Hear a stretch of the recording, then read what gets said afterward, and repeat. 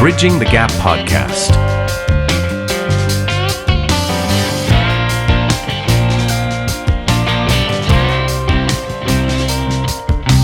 Hello, welcome back. I'm actually losing track of episode numbers now. I think this is episode 8.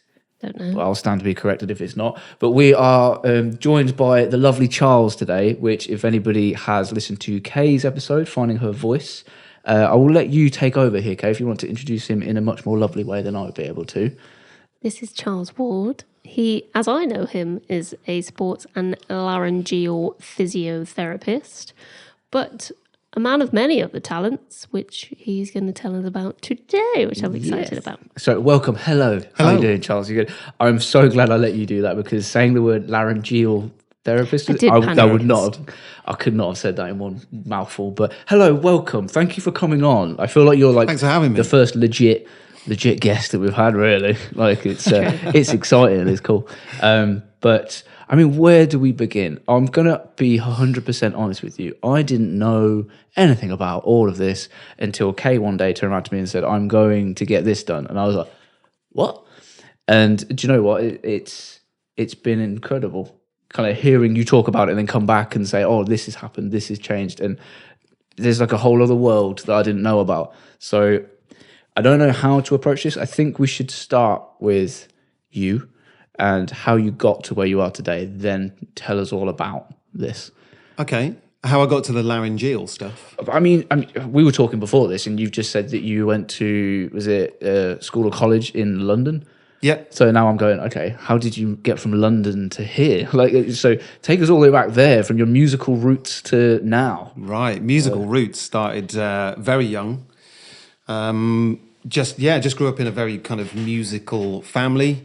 Mum and Dad listened to loads of music. Like you were saying earlier, you kind of grew up with the Queen.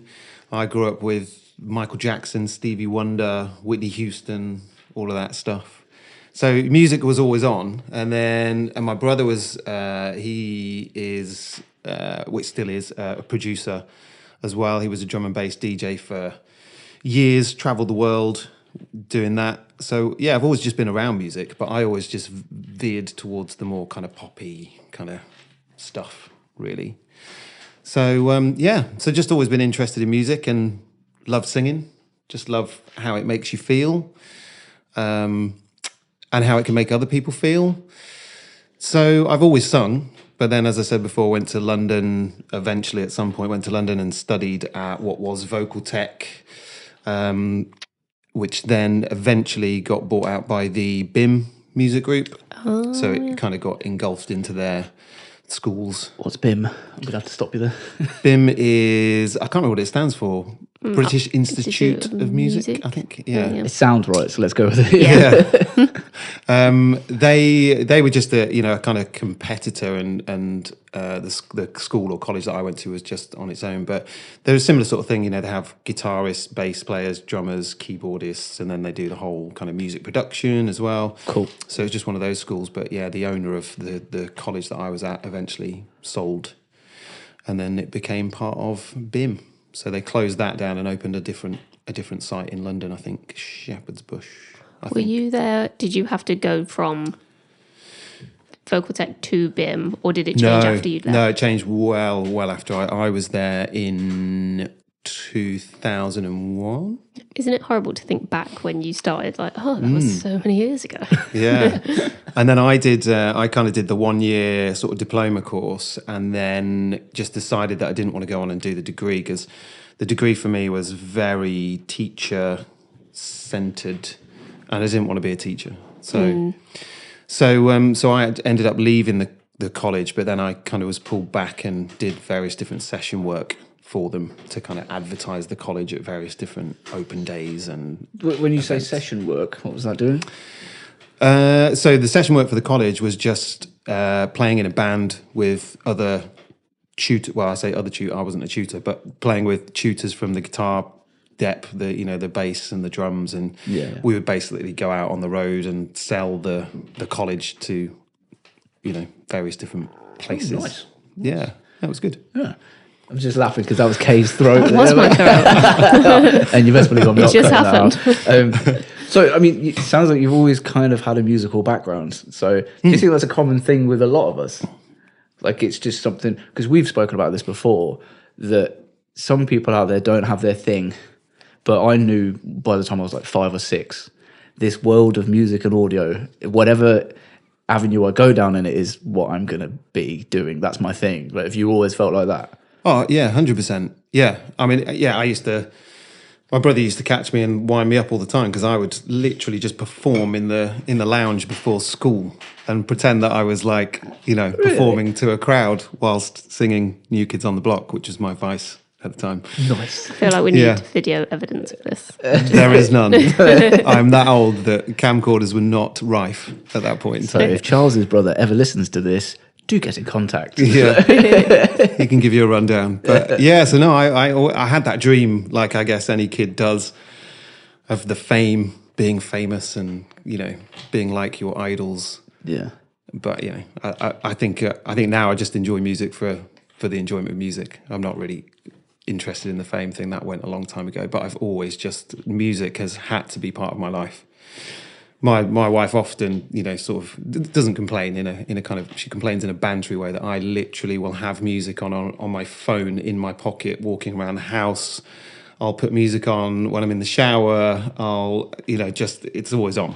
There's always something musical going on, or I'm sitting in the corner just noodling on my guitar and just, yeah. I'm laughing because Kay's going, yeah, he does that. Yeah, he does that to me. Because there's something on, but mine's more, I can't not have noise somewhere because I've got tinnitus. So I'm like, yeah, just drown it out a bit. But yeah, I definitely agree with you. It's got to be something going on. Just, do you feel like it's a creative part of you? You just love being creative. It's not a case of I want the money and the fame. It's just it is now. Good. Like, yeah, yeah. I think we were sort of briefly chatting before we hit the record button, weren't we? But yeah, I think now for me, it's I made the mistake when I was younger of trying to write songs that I thought people wanted to listen to based on what was in the charts at the time, and therefore I think that part of the reason my music probably didn't touch people was because it wasn't authentic. So now I think I'm just writing because I love the process of writing. For me, it's about getting thoughts, feelings out in some way. It's almost a bit like therapy, a bit, cathartic. And but as a result of that, I think this is, some of the music the best music that I've ever written personally. Okay. And we may get a glimpse of that towards the end of the podcast, Yeah. providing all goes well with what I've set up. That'd be good. Yeah. So yeah, I just love the process of it. It's always interesting how that never seems to die off. Once a musician, always a musician in a sense. You can talk to anyone any age, but an interesting topic you touched on there is it has to be authentic for it to be not even successful, but received well. Yeah. By anybody, I think. And that's what we were saying about yourself, Kay. Because just before we started again, Charles had asked whether me and Kay ever sit together and compose or like put anything down on sheet music. And we just both laughed and went, it's kind of hard to write an emotional song when you're the half sat there going, is that about me? Is that because I didn't do the dishwasher? That kind of stuff. But He knows. listen, I'm always doing the dishwasher. But yeah, so I mean, that does make me then beg the question, you're doing all these great things in London, traveling with a band, doing session musicians.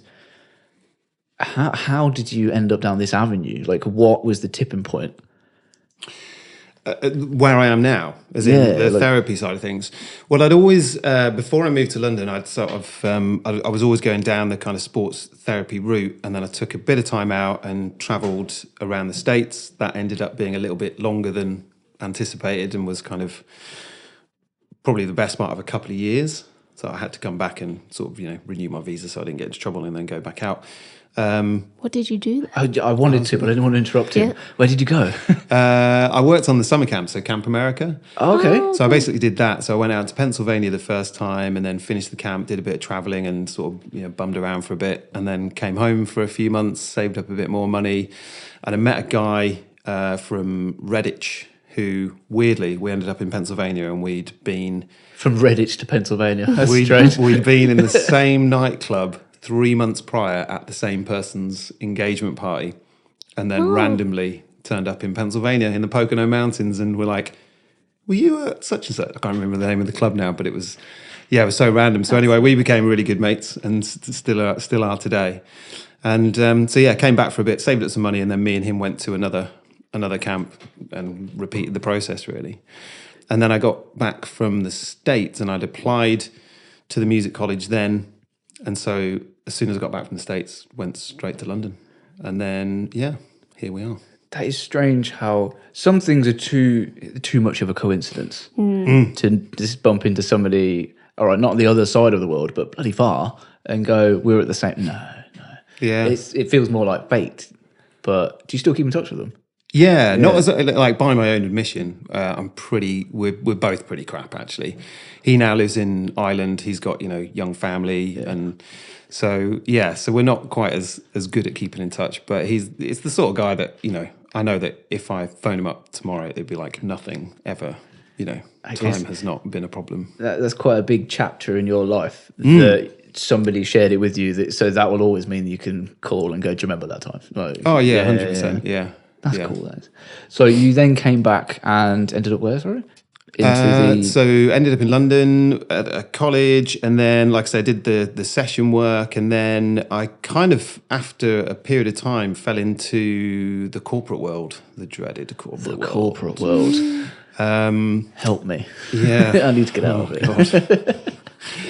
If my boss is listening, I'm sorry, I don't mean that. I know. I did enjoy it. I got a lot from it, and I it's not like I hated the time, but I just got to a point, I think, where it just became really soulless, and I was like, I'm just doing this just to earn money, and the money was good, and the benefits were good, and it was it was regular, it was secure, all of those things. But I was fucking miserable, super miserable. Yeah, to the point where it properly, really affected me. I'm gonna pause you there because I'm sure this came up on one of the other podcasts with Haid, but I would put money on the fact that there is a hell of a lot of people out there that feel exactly the same, stuck in a job, paying the bills, because they were sold a dream of, well, Monday to Friday, 9 to 5 is actually quite nice, so you can have a life still. And then they've just kind of gone, well, I'm stuck in the rat race. And, that's kind of me until retirement now. Yeah. And it is, I can see how it gets people just this mundane lifestyle. Ugh. How the fuck did you break that, really? Because I'm asking for them out there, but also for me. Yeah, it's not easy. It wasn't easy. And I was just very fortunate at the time. I was in a position where, my wife was in a good stable job as well. We had a lot of family support around us as well, so we could rely on them for, childcare and stuff. And I essentially sort of just demoted myself to a position where I could literally go to work at 9, finish at 5, and that was me done. I didn't have to take anything home. I had no management responsibilities. So I was able to leg it home and just go back and essentially retrain and start again. And so I retrained in sort of a basic level sports massage qualification to begin with. And then because I was just doing the 9 to 5, I was able to come home, leg it, and we converted one of our the garage at the house that we were at the time into like a therapy room, and it was detached, so it had a separate entrance. And so I worked out of there. So I'd leg it home from work, bomb it into there. I'd see 2 or 3 clients a night after work, and then repeat. And so I was just able to get to a point where I was seeing enough people to then go, right, jump out of the corporate boat and into the self-employed. So it wasn't easy. It was like 2 years of double jobbing, which was not ideal. But I think because I was so fucking miserable beforehand, and I could see the end point, it was worth doing. And then a little fire under you. Yeah, come on, let's get it done. Yeah. I think that's the hard bit that everybody, because you mentioned there obviously with family, and how do you keep the corporate job and work in the evenings, but keep a family happy and keep yourself happy. That's the challenge of life, really. But then if you can get to that point where you just tip the scales and jump, that's what everybody wants to get to, myself included. Yeah, but the jump's scary too, because then you're like, I was busy, but I was busy because I was only filling a small amount of time. Yeah. So then going straight to Monday to Friday, it was like, oh, I'm only seeing 3 people today, 4 next day, 2 the next day, and so it's quite worrying. But again, luckily, I'd got to a point where I was able to put a bit of money aside. Emily still had a really good income, so we were able to kind of sort of balance it. I think that rings true with both of us, because I'm worried about taking the job, because the bit that resonated with me then clearly was you've got a family but you still did it, and I'm going, well, I've got a daughter, I'm too scared to make the jump because consistency now is what I need. But then you've made that jump, haven't you, Kay? And you say to me it's actually more difficult being self-employed because you're never switching off. You're always going, when's the next lesson going to be, when's the next bit of work going to be? And now I'm going, well, do I want to make that leap? Is it worth it? I don't know. But and I guess maybe it's different for you because I'm teaching vocals. I have people that book blocks, whereas with you, I bet it's just random different people booking in at different times. So you're even more like, oh, I hope people are booking in. Yeah, totally. It's you've got a few regular people that will book in pretty consistently, but there are some people that will come for one specific problem. You'll see them a handful of times and then they'll go away because they're good and they won't come back until something else goes wrong. So there is a bit of that, but it's just the nature of the business. I think you just have to have a bit of belief that it's going to be all right as long as you do the right things and you're good at what you do. I think people will naturally start to come through. Just kind of gravitated towards what is working for them, I guess, isn't it? Yeah, and word of mouth, isn't it? If you good at what you do, people tend to talk about you. Or if somebody says, "Oh, I've got this problem," they'll be like, "Oh, I went to such and such," and and I only live in a pretty small town, surrounded by other small towns, so word does travel. I think pretty quickly. That's more a testament to your skills, then, isn't it? If people are willing to travel to where you are to have it's in both. But so, how long have you done it for now? So I made the leap 2012, and then went full time 2014. So 10 years. 10 years. Well, happy 10 years. Thanks. I think this is a perfect time to kind of segue into how did you find you? And kind of how did that happen? Because this is the whole reason that we've gone, oh, let's get Charles on, is because Kay's obviously said brilliant things and you're always going back. And so what happened? We've had your big backstory on your episode, but just give us a refresher. Yeah, well, I guess what was it? Left vocal fold paresis and muscle tension dysphonia, and kind of couldn't sing for like 3 years. And just sought out anybody. I didn't care how weird or wonderful the holistic approach would be or whatever it was going to be. I was like, somebody needs to fix me because I am miserable. And I went to physio ed, and it was the worst time of my do you know what I was going to say? Are we going to name drop it? I'm naming drop. Okay. I don't care. I'll name drop. Okay. It was, when I think about it now, it actually brings tears to my eyes. Like, I can't describe to you how painful it was, especially like I was so sheltered in how I felt about my voice and everything going wrong at the time. And then I think I went to a speech therapist and had a camera like up my nose and down my throat, which was horrible. And I think they'd actually recommended you to me. And I was like, okay. And I think, I'm sure I was telling Pete when I filled out the form online, you give a bit of backstory, don't you? There's a little box where you can write a message. Yeah. And I think I'd put that in there. And then when I'd met you the first time, I think I'd told you the story because I was quite nervous. And what I found interesting too was, well, first you said, I am not going to hurt you, don't worry. But I was saying to Pete, it was interesting because one of the first things you said was, now, if you're not used to this, you might cry. And I was like, okay. Yeah. That's what I've come for, a good old cry. And thankfully, I didn't cry, but in no way whatsoever. It was like the complete opposite experience of going to them. What was their name again? Physio ed. Physio ed. Okay, so all opinions on physio ed are of Kay. Sue me. Just put that straight on her. So they practically did a people's elbow on your throat. That's what literally, like some wrestling move. Yeah. But it was nice that, like, you didn't hurt me. But also you explained everything. Like you'd say, oh yeah, your larynx is quite high and X, Y, Z, but also I think back then a lot of words were very triggering for me. So if people said tension or tight, or that made me think, oh my God, something's wrong. Yeah. And you were really good with how you explained stuff. You didn't make me panic. You, if anything, was like, oh no, it's okay. Like, it will come back down. And these are the amount of sessions you need. And even when I was convinced, like, I'm still not okay, you'd be like, well, vocally, it's okay. Like, your larynx is where it's supposed to be now. It's not too high. And I was like, okay. So the whole process with you was just nice. And anyone, all my students, I'm like, go and see Charlie. Go and see Charlie. He'll sort you right out. So that's how I very met nice. Charlie. Can I? I'm going to butt in. I'm going to play the role of the punter on the street. That's still a bit like, what is vocal paresis? What the hell is it? So let me explain it, and then you two correct me. That's the best way we can do it. So it's funny as well because you can say, "No, you're an idiot." So your injury, Kay, was vocal paresis on one side. So the vocal folds, as they kind of flap around, one of them wasn't working. Now correct me.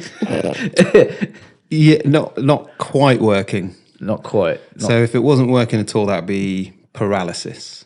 Oh, okay. So that's where it doesn't work at all. So paresis is kind of like partially. Yeah, you have mentioned the difference So between. the signal, like the nerve, isn't firing all the time, or isn't firing as strong to create the closure. Okay.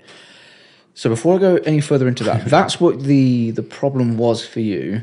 And then your work involves doing a brief overview of what would happen for something along these lines. I know you probably get different things to deal with, but because to me, I'm listening to this podcast, you've just said vocal paresis and you've said laryngeal therapist. I'm going to Google that later. So just give us an idea of what it is. Be careful what you Google. Well, okay. Yeah, that's a point. Yeah. Okay. So just a brief overview for someone that's listening like me, that's like, okay, well, what is it that happens? Like, I don't want to say anything in a bad way, but in my head, it's kind of like a vocal massage. Yeah. Is it? Yeah. Okay, cool. I was like, okay, so it is a vocal massage. Right. Now we're all on the same page in terms of me and you two.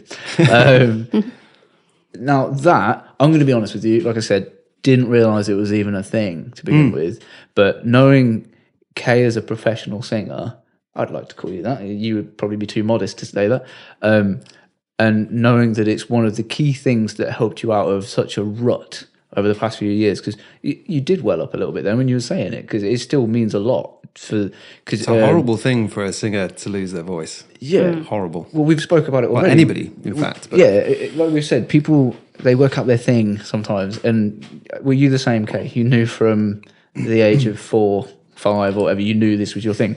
So to practice a craft for 20, 25 years, and then suddenly, it's not like me and yourself, if a guitar string breaks, we just change the strings. But your instrument is inside of your body. So if that goes wrong, it's panic stations. Oh my God, am I going to go back to a corporate world and just do this job because I can't do that anymore? So I think that's what's said to me. It's important. It's a very important thing for anyone who's listening that might be a musician or vocalist of any sort, because I know you obviously promote these to some of your students. It's something to consider and keep an eye on. But tell me more about what's involved, because Kay has told me some cool stories. I'm not going to mention much, but dead bodies. And I want to hear this. Dead bodies whilst I was there. I do not create dead bodies. No, Edward Scissorhands style. Fine, I said a loaded comment. Yeah, but it Let's is. It is. Vocal massage is kind of a fairly new sort of marketing term for it, but it does sum it up in a really simple way for most people to understand. Yeah, me to know. Yeah. So it is. It's historically it comes from osteopathy. The techniques come from sort of osteopathy, but they're like hundreds and hundreds of years old. But it's a mixture of osteopathic techniques and then general massage techniques, but we just apply them to places that are associated with voice. So the larynx is obviously one of them. That's the kind of the bit that everybody's most interested in. But you can apply the techniques to the jaw, the tongue, just generally to the neck as you would in a normal sports massage. You can do it to the ribs and the abdomen, So surrounding the diaphragm kind of area. Is that yeah, in that area, yeah, for sure. I've got to jump in. How do you massage a tongue or tongue, however you say it? Like, is that possible, or are you Yeah. really? Yeah, so you get hold of said tongue in certain ways, and I'm looking at you like, have you had this done? Because I could not keep a straight face if you were doing it. she's had it done fairly recently for the video. Really? Well, two things. One, the camera guy when Well, we were doing some shots. we were doing some shots. The camera guy was like, "This looks really interesting. Like some of it looks really relaxing," and I was like, "Yeah, but some of it is not relaxing. Like when it's like the ribs and stuff." Yeah, I can imagine that's not. But he was like fascinated by it as a whole thing. But last night I said to Pete, 'cause he was like, "Oh, I've got a headache," and I was like, "Okay, well sit between my legs while we're watching TV, and I'll like massage your head and stuff." And I was doing that, so I was going underneath his chin he would do. And he was like, "No, don't touch that. No, I couldn't. That's, what did you call it?" You were like, "That's my tasting." What did you say? I was like, "Oh, is that like my glands?" Because it felt really sensitive, and I was like, I don't like you pressing there." And you said, "Oh no, that's your tongue." And I went, "No, that's my food tasting kit." Yeah. All right, I'm weird. I like it. I love the fact that you were trying to get rid of a headache by giving me a massage while we watched Police Interceptors, which is probably the most anxiety-driven program to ever watch. High anxiety. Yeah, but it did work, and I've got to say, I am a massive advocate for jaw. Anything to do with jaw. I think it's because of my ear thing, but I clench so much without realising it. And when you did my jaw yesterday, I was nearly asleep in minutes. Yeah. Yeah, you were like, "That's really sore," but you don't think about your face being sore, do you, or your neck so much? No, and I think because sometimes you just get used to what you're used to, don't you? So Well, I didn't realise I held tension there until you started. Obviously, this is over the past few years. Started actually kind of rubbing it, and I was going, "Oh shit, like that is really bad." But do you? It must be tricky for yourself in your job. Do people come to you and say, "I've got a problem," and not realise that it might be tension that they're carrying, or or do they already know about it when they come? to you? No, I'd say a lot of people have an idea, but then when you start exploring places, they're very quick to say, "Oh, that I didn't realise that it felt like that there," but it feels relevant to them in terms of it kind of relates to what they're feeling, but they just weren't aware of it in that place. Yeah. I've got another stupid question for you. That's where people mostly say there's no such thing as a stupid question, but it definitely is going to be one. Unless it's a stupid question. Yeah, I know. Yeah.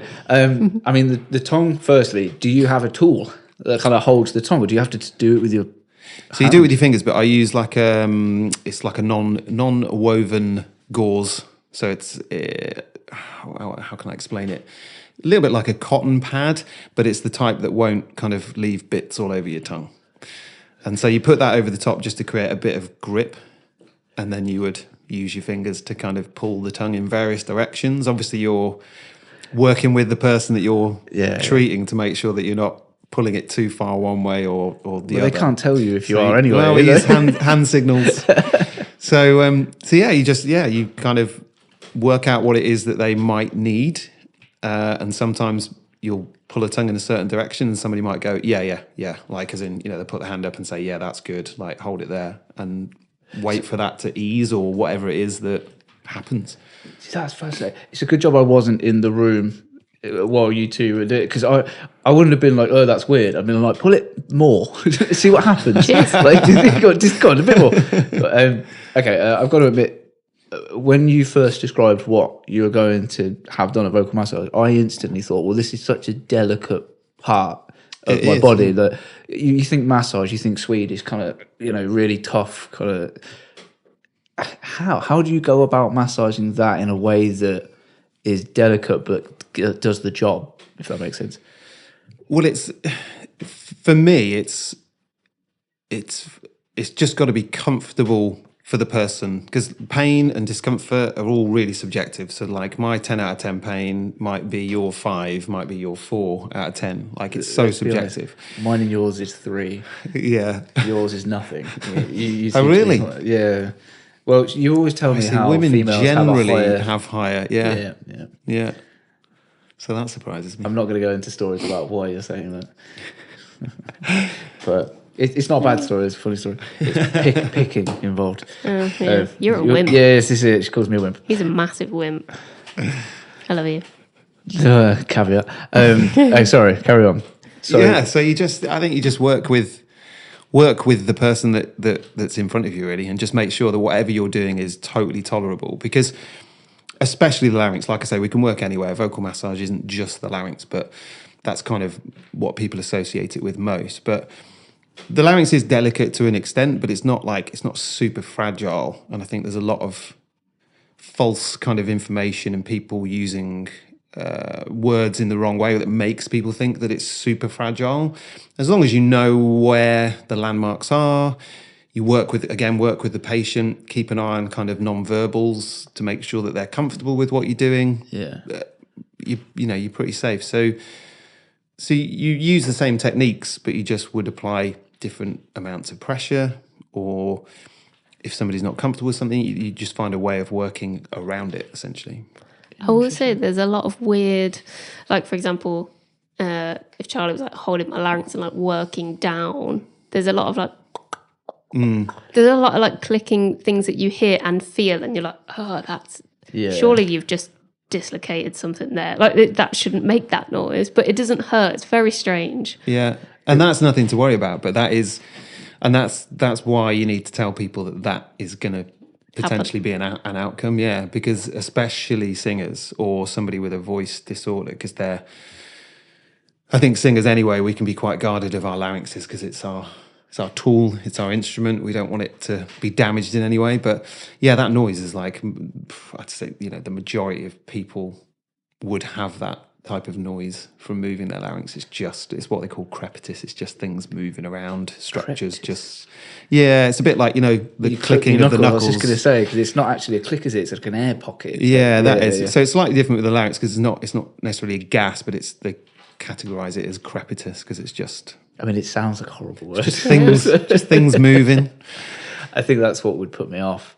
I was saying to you, wasn't I? I feel like as a boy, because there's an Adam's apple there, we're always very like, there's like a hole, don't touch it.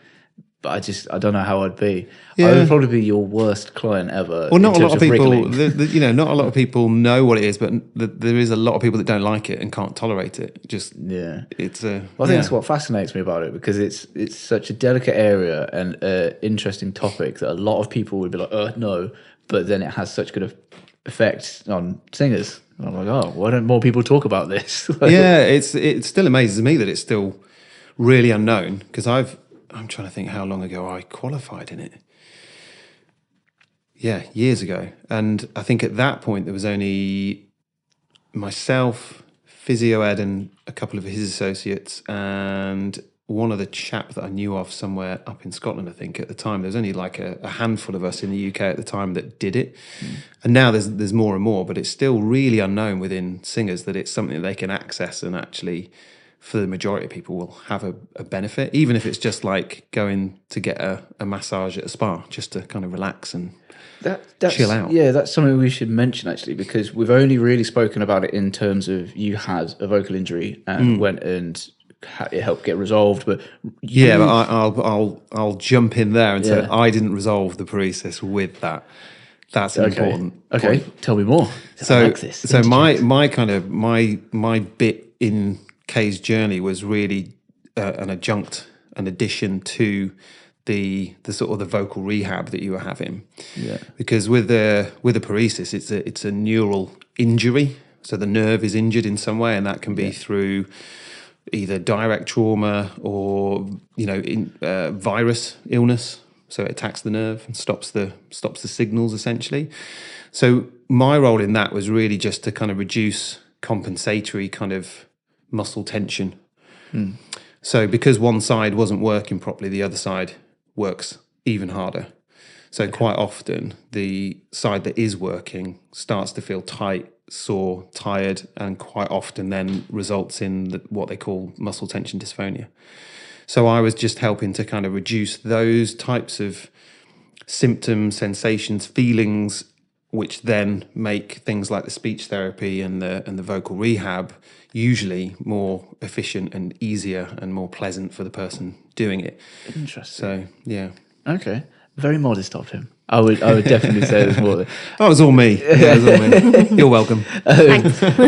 But no, it's definitely something to be said now that I'll find you don't just go, because obviously your voice is better now, but you still go just when you know you've got a gig or a couple of gigs coming up, just and keeping it a regular thing, which is probably quite similar to like any physio, isn't it? If you know you're training in the gym all the time, yeah, you're probably going to want to go get some work done every now and then to loosen up. But it's just been such a strange journey, but it's nice to have these pockets of cool. But anyway, we've got off something that I really want to go back to, but I'm going to do it like this.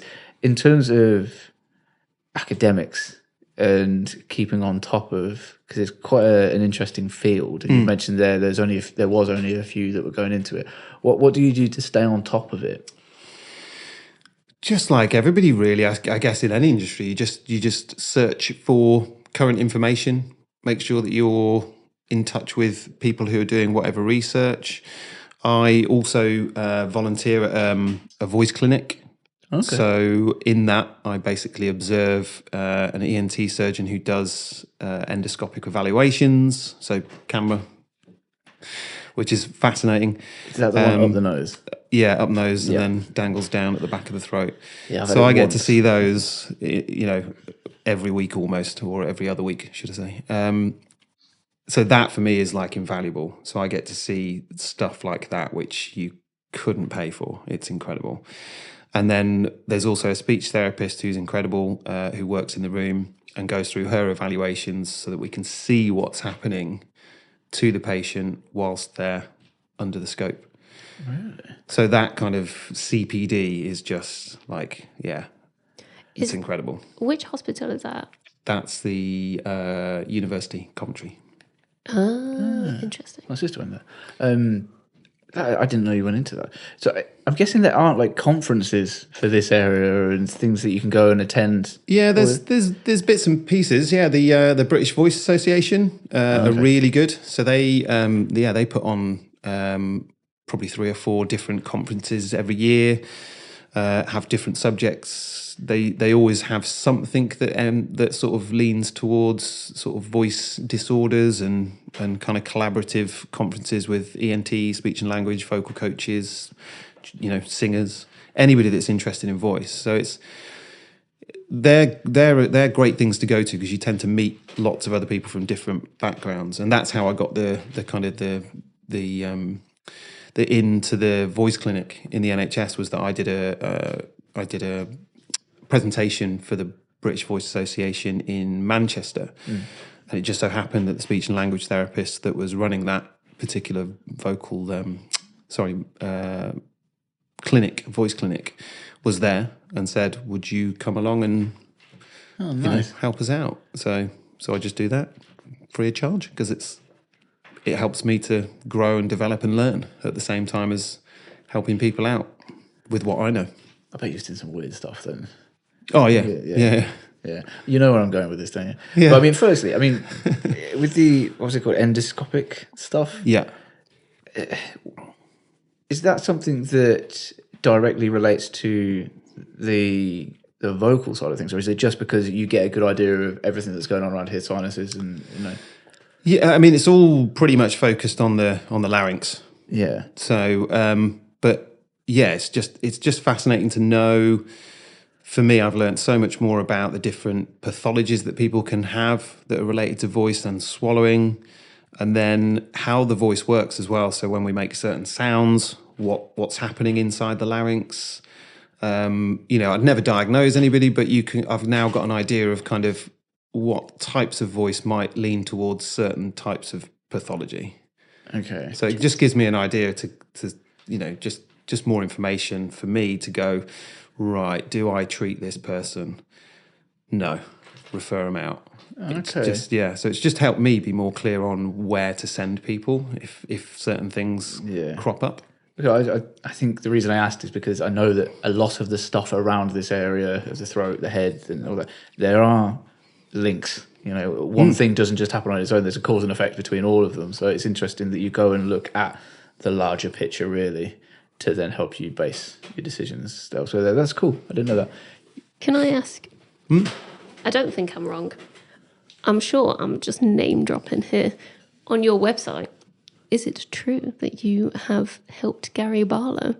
It is. And if so, please tell us more. How did that come around? I was very fortunate. The guy that trained me, Jacob Lieberman, basically passed my details on to their tour manager.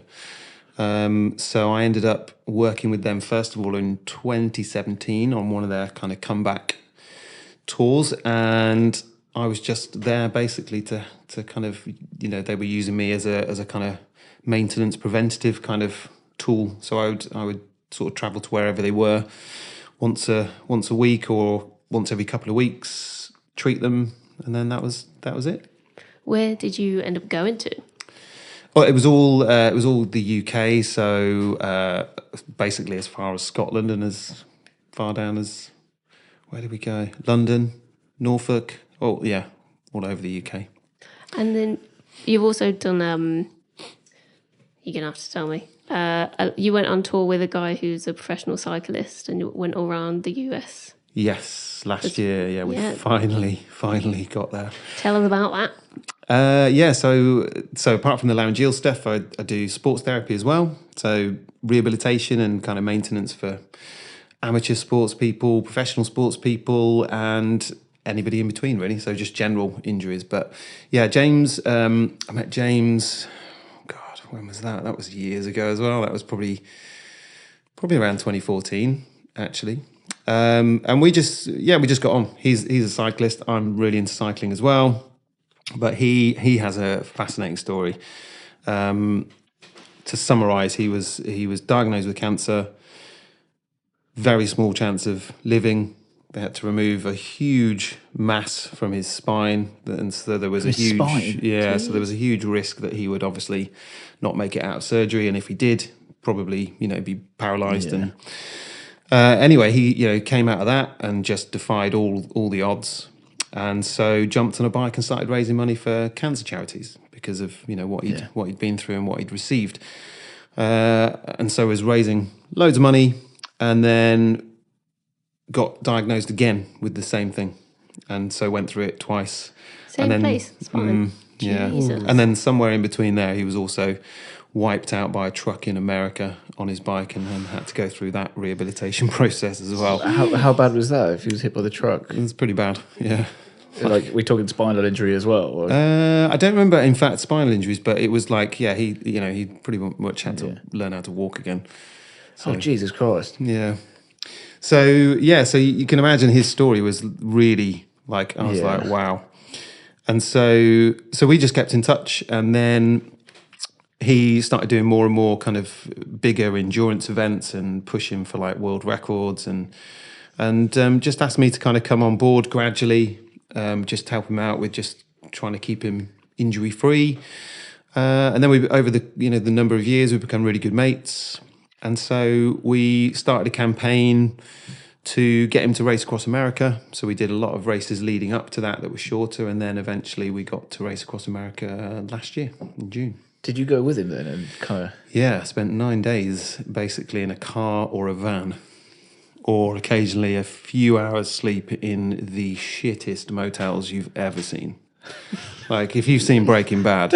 Is it literally? Yeah. Yeah. Yeah, we watched Breaking Bad. That's interesting. But How is he now? Is he cancer free? Yeah, he has. Yeah, he's been cancer-free ever since. I think it was 10 years, I think it is, last year. So coming up to 11, yeah. Go I on, think. James. Yeah. nice. I mean, you don't get many people that can say, I kicked its ass twice. Yeah. Like, that's Yeah, fantastic. pretty special. Yeah. I didn't know you did all the sports physio and stuff as well. Yeah, that's how I got into it, first of all. Yeah. Okay. Well, yeah, I know you'd obviously started and went branched down there. You'd mentioned that kind of stuff, but I didn't know this. I feel like we should get him on the podcast as well. Yeah, you should. That would be a story. He's got a wouldn't very it? good story. Yeah. So, like, we've danced around this topic enough. Kay's told me some stories that you went to a more... Like, come on, we've been very professional so far, I think, and, had a good backstory, but I'm allowed to ask silly questions every now and then. It's not silly, it's interesting. And Well, also gross. yeah, it's gross. I think that's what I mean. So, for those of you that are listening, Kay told me that, obviously, for academic purposes, not just for joy... Not for fun. Yeah. you went to a morgue, was it?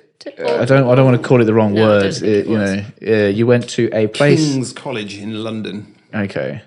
and they basically have a lab which is dedicated to dissection of cadavers, which is people who have very kindly given their bodies for research and education purposes. Stop holding out on us. Come on. Okay, so, and I'm obviously guessing you went there with the intention of finding out more about these areas Yeah. that you specialize in. You didn't just go, let's see what happens if we do this. Yeah, and I was nervous about it. I'm not going to lie. It was. I have always been fascinated in anatomy and the human body. Like even as a kid, I think partly because my mum was a nurse, so she always had, or I seem to remember. You know, as when you're a kid, your memories are not probably 100% accurate. Yeah. But I always seem to remember she was always studying for something. And I always just remember anatomy books sort of lying around. So I would like flick through them just out of curiosity. And I just found it fascinating. And then obviously, you know, growing up, I got into sports. So I had a real fascination with how the body works, what does what, where what is. Yeah. And so yeah, the opportunity came up to go to one of these kind of courses, which they don't come up very often to the public. But this was open. So I decided to go because I've seen a lot of kind of, videos of these types of things as well. So I kind of knew what I was getting into, but it made me more fascinated to actually see it in real life, because a lot of the anatomy you see in textbooks is actually really inaccurate. But it has to be that way to teach it. But like nobody is the same. Not Okay. one body is the same. Some bodies have muscles that aren't even in these textbooks. Some people don't have muscles that are in the textbooks, and so there's so many different anomalies and differences that I wanted to see it. And also, like I say, they're laid out really nice and prettily in books, which is great for learning and give you a rough idea of where muscles are and where they attach. But actually, again, in real life, totally different. Totally different. See, I can get that. I can understand in a textbook it looks all clean because there's not blood everywhere and stuff. Yeah. But they kind of have to show all the bones first and then the muscle wraps around it. When really, I bet if you cut someone open, like a surgeon probably agrees with you 100%. When you cut it open, it's like, oh. Because you do see on these, was it 24 hours in A&E, when you watch like that, you get a quick glimpse of the table and everyone's like, ugh. I guess that's my first question to you.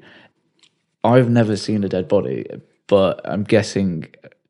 Is there a chill down the spine, or is it okay? Like, do you know what? It was really weird because, like I said a minute ago, I was quite nervous. I'm not squeamish at all. Like blood doesn't bother me. Watching the things like you mentioned, you know, where you see people with open wounds and stuff, like it doesn't really bother me. But I was quite nervous because I was like, oh, I've paid quite a lot of money for this, and if I can't hold my stomach, and there's nothing I can do. But it's totally different. So the bodies that you have in these places are, there's no blood in them whatsoever. All the fluid is totally drained.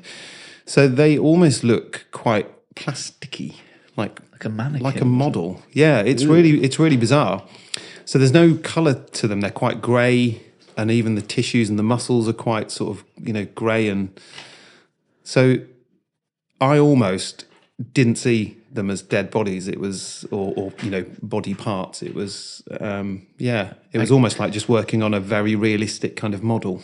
I guess that's a blessing in disguise in a way. You don't want it to be too real, otherwise you can't concentrate. The only time that I kind of made that it brought back that it was a real person was you'd occasionally get a body part with a tattoo or something on it, and then you go, right, yeah, that's somebody. Suddenly a brief glimpse of realism. Yeah, but it's amazing at how really respectful they are about the way that you handle work with. Like it's unreal how respectful. And if anybody was doing something that was seen to be dishonourable or disrespectful to some, like they were pulled up pretty quick.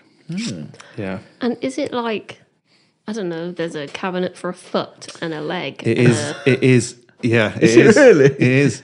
It was, and I laugh about it because it's quite funny, but also, I don't want to be disrespectful, but it was like, what? Sorry, what? Crazy, yeah. Because we went in and we had a demonstration by one of the lecturers, and he did the dissection because you know not anybody can dissect. There's quite strict rules about it. So he dissected basically the front of the neck and kind of peeled piece by piece until he got to the larynx, and because that was what we were there to see. And then Were you was when you say lecture? Were you in like a lecture hall, or could you get quite close? oh no, we were like right on the table. He was doing it on okay. the table, and there was I think there was only about 6 or 8 of us, so just sort of standing around and watching while he did it. And it was incredible how he did it layer by layer, so intricate and delicate. It was just insane. But then after that demonstration, we broke for lunch, believe it or not, and then. And they basically said to us before lunch, like, you know, what do you want to see next? You tell us, and we'll get it. So, you know, somebody was saying, I'd like to see, you know, the abdomen and the diaphragm. I'd like to see. I can't remember what else there was. There was almost everything, but they literally went to a cabinet, and there was a cabinet full of torsos. They go to another cabinet. There'd be a cabinet with a head and a neck in it and stuff. So it was put into Just a drawer full of. Oh, do you want Body size 5 feet, size 6 feet? But how it do was they, so weird. It was so bizarre. how do they store that in the cabinet? Like, are they on So the they're all- coat hanger? Like, Mostly just on shelves. They're like just big freezers. I was going to fridges. say, is it temperature controlled? It must be. Yeah, it's quite cold in there, and obviously the formaldehyde. I always struggle to say that word. Formaldehyde preserves them as well, Yeah. which stinks. I had to throw away my jumper. Really? Yeah, because I washed it about 8 times and couldn't get rid of the smell.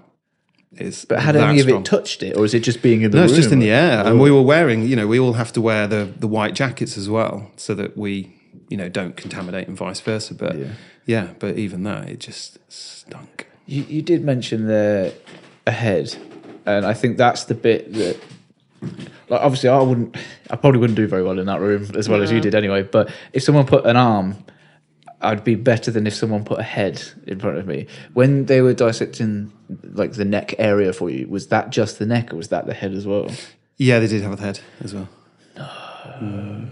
Yeah, we both just looked at each other, me and Kay, like, oh no, I Yeah, couldn't do that. it is. It's a really strange thing, but like I say, they genuinely just look quite plasticky. So for me, it took the human element away from it. Yeah. And so and then again, it was just when I saw things like a tattoo that then really makes it a bit more personal that I was a bit like, yeah, it brings you back down a bit. But from a learning point of view, just insane. It was just incredible It must be because to know kind of where I think I'm touching and things like that.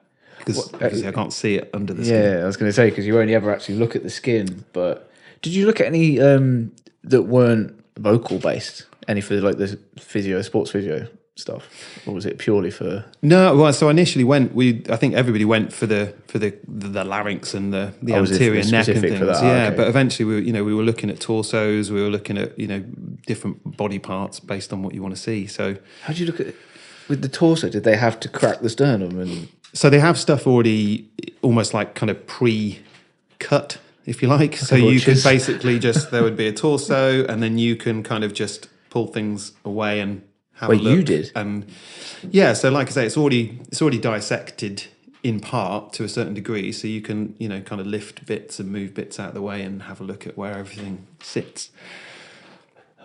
Let's just put a whole new element to it. I thought for this whole thing you were watching somebody do it. They'd say, "What do you want to see?" They'd cut it. I didn't realize that you put some gloves on and got your Yeah, hands we literally, stuck again, in. with respect, we were able to kind of play with the different body parts. They basically had them out on different tables, and we would walk around and kind of just have a look at what we wanted to have a look at, and talk with whoever was next to you, and just share what we were finding, what we were learning, and yeah, it's incredible.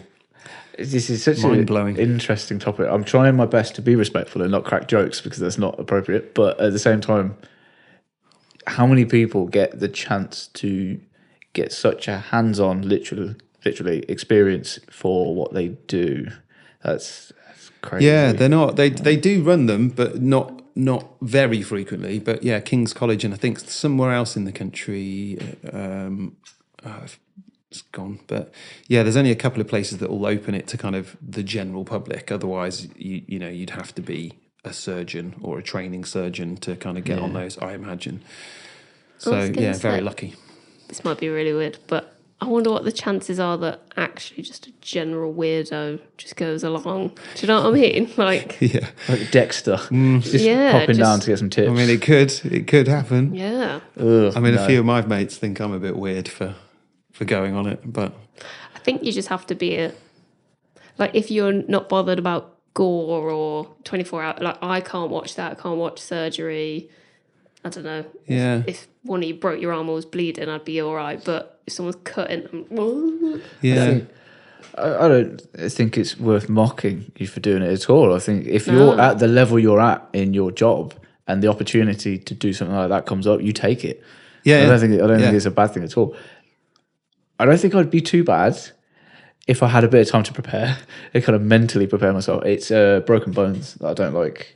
Gore, guts, blood, that's fine. But if an arm is facing the way it shouldn't be, that's my brain can't comprehend it. It's that bit that I get that. No. Yeah, But well, that's an experience doing that. certainly was. Yeah. I'd definitely do it again, and I'd encourage it if you're interested in, the human body. I'd encourage anybody to do it. Like if that's what you're going to say into. That sounds really wrong, doesn't it? But yeah, if you're into anatomy and physiology and how the body works, there is no better way of getting an understanding of how stuff works and where it actually is.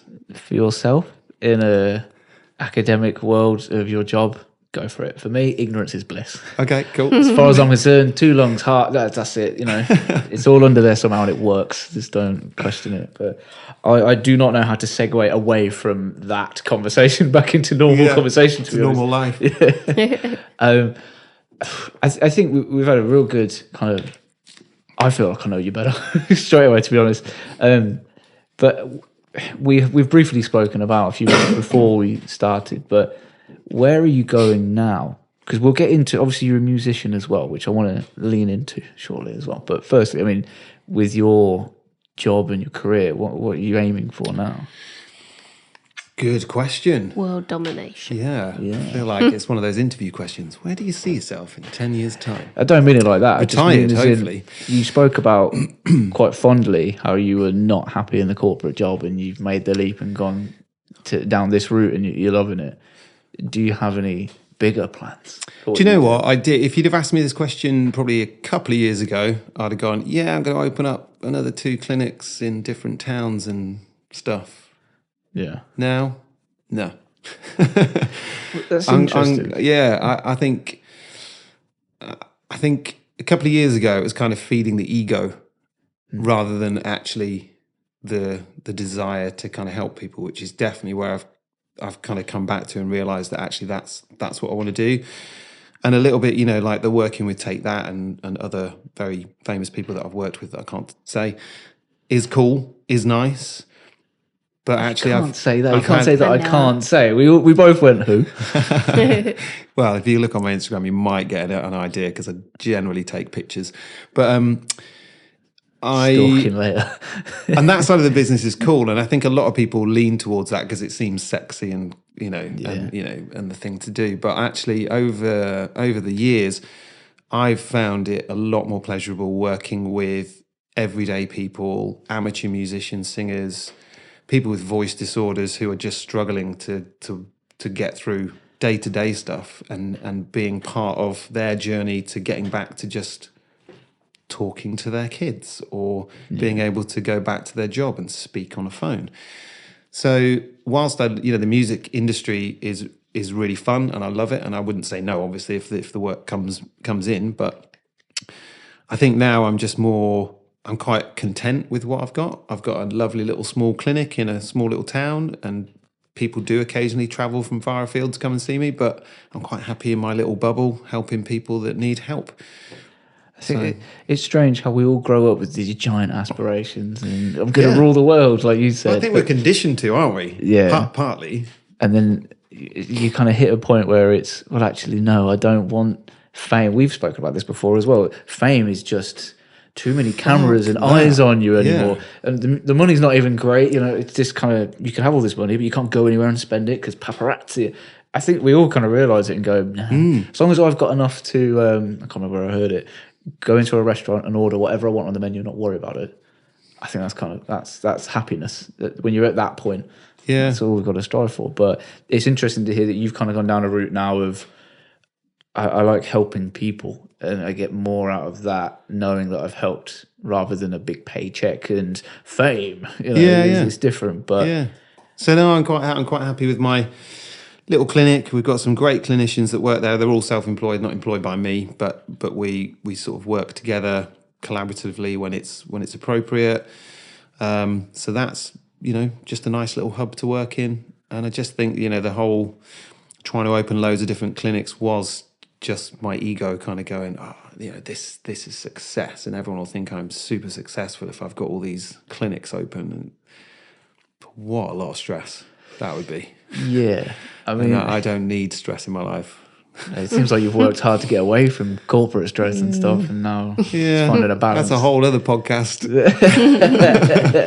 What area was that in, the corporate stuff? Well, weirdly, it's almost a little bit full circle. So I started off training disadvantaged kids in kind of key skills.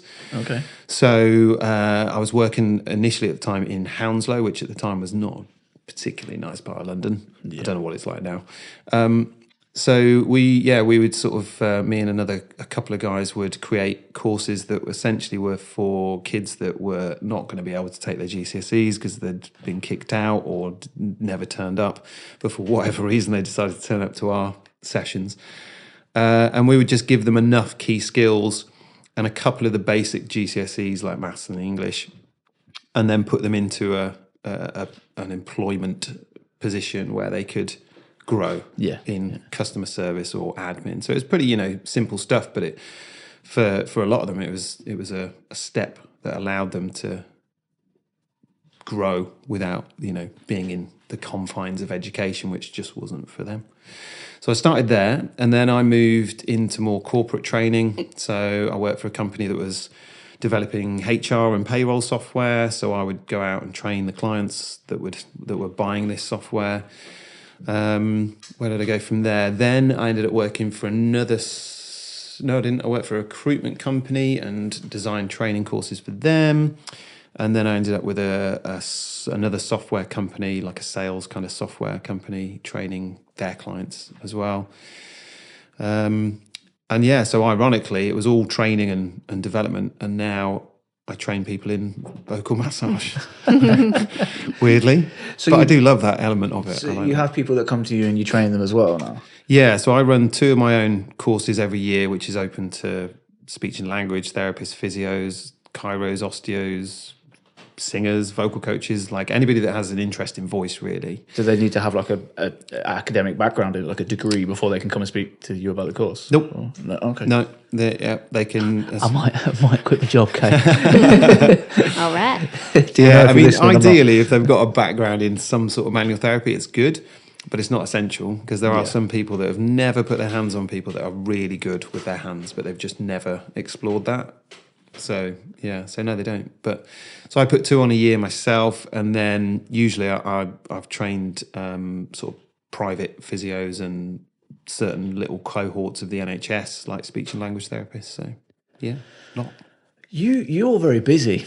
Like, this is just hearing what you do and what you have done. I'm like, my life sounds really boring. Like, but it's weird though, because I think my life's pretty boring as well. No. Like, why do you want me on this podcast? It's pretty normal. Honestly, like when you think, I've kind of gone from kind of Leicester to Melton, and that's it. You've been doing camps in America, come back. You've been helping Gary Barlow out. You went around America with a bloke who obviously has had a very tough time, but you also got hit by a lorry at some point. You went to London and started helping dissect bodies. I'm going, I mean, I'll just pop out and do a survey.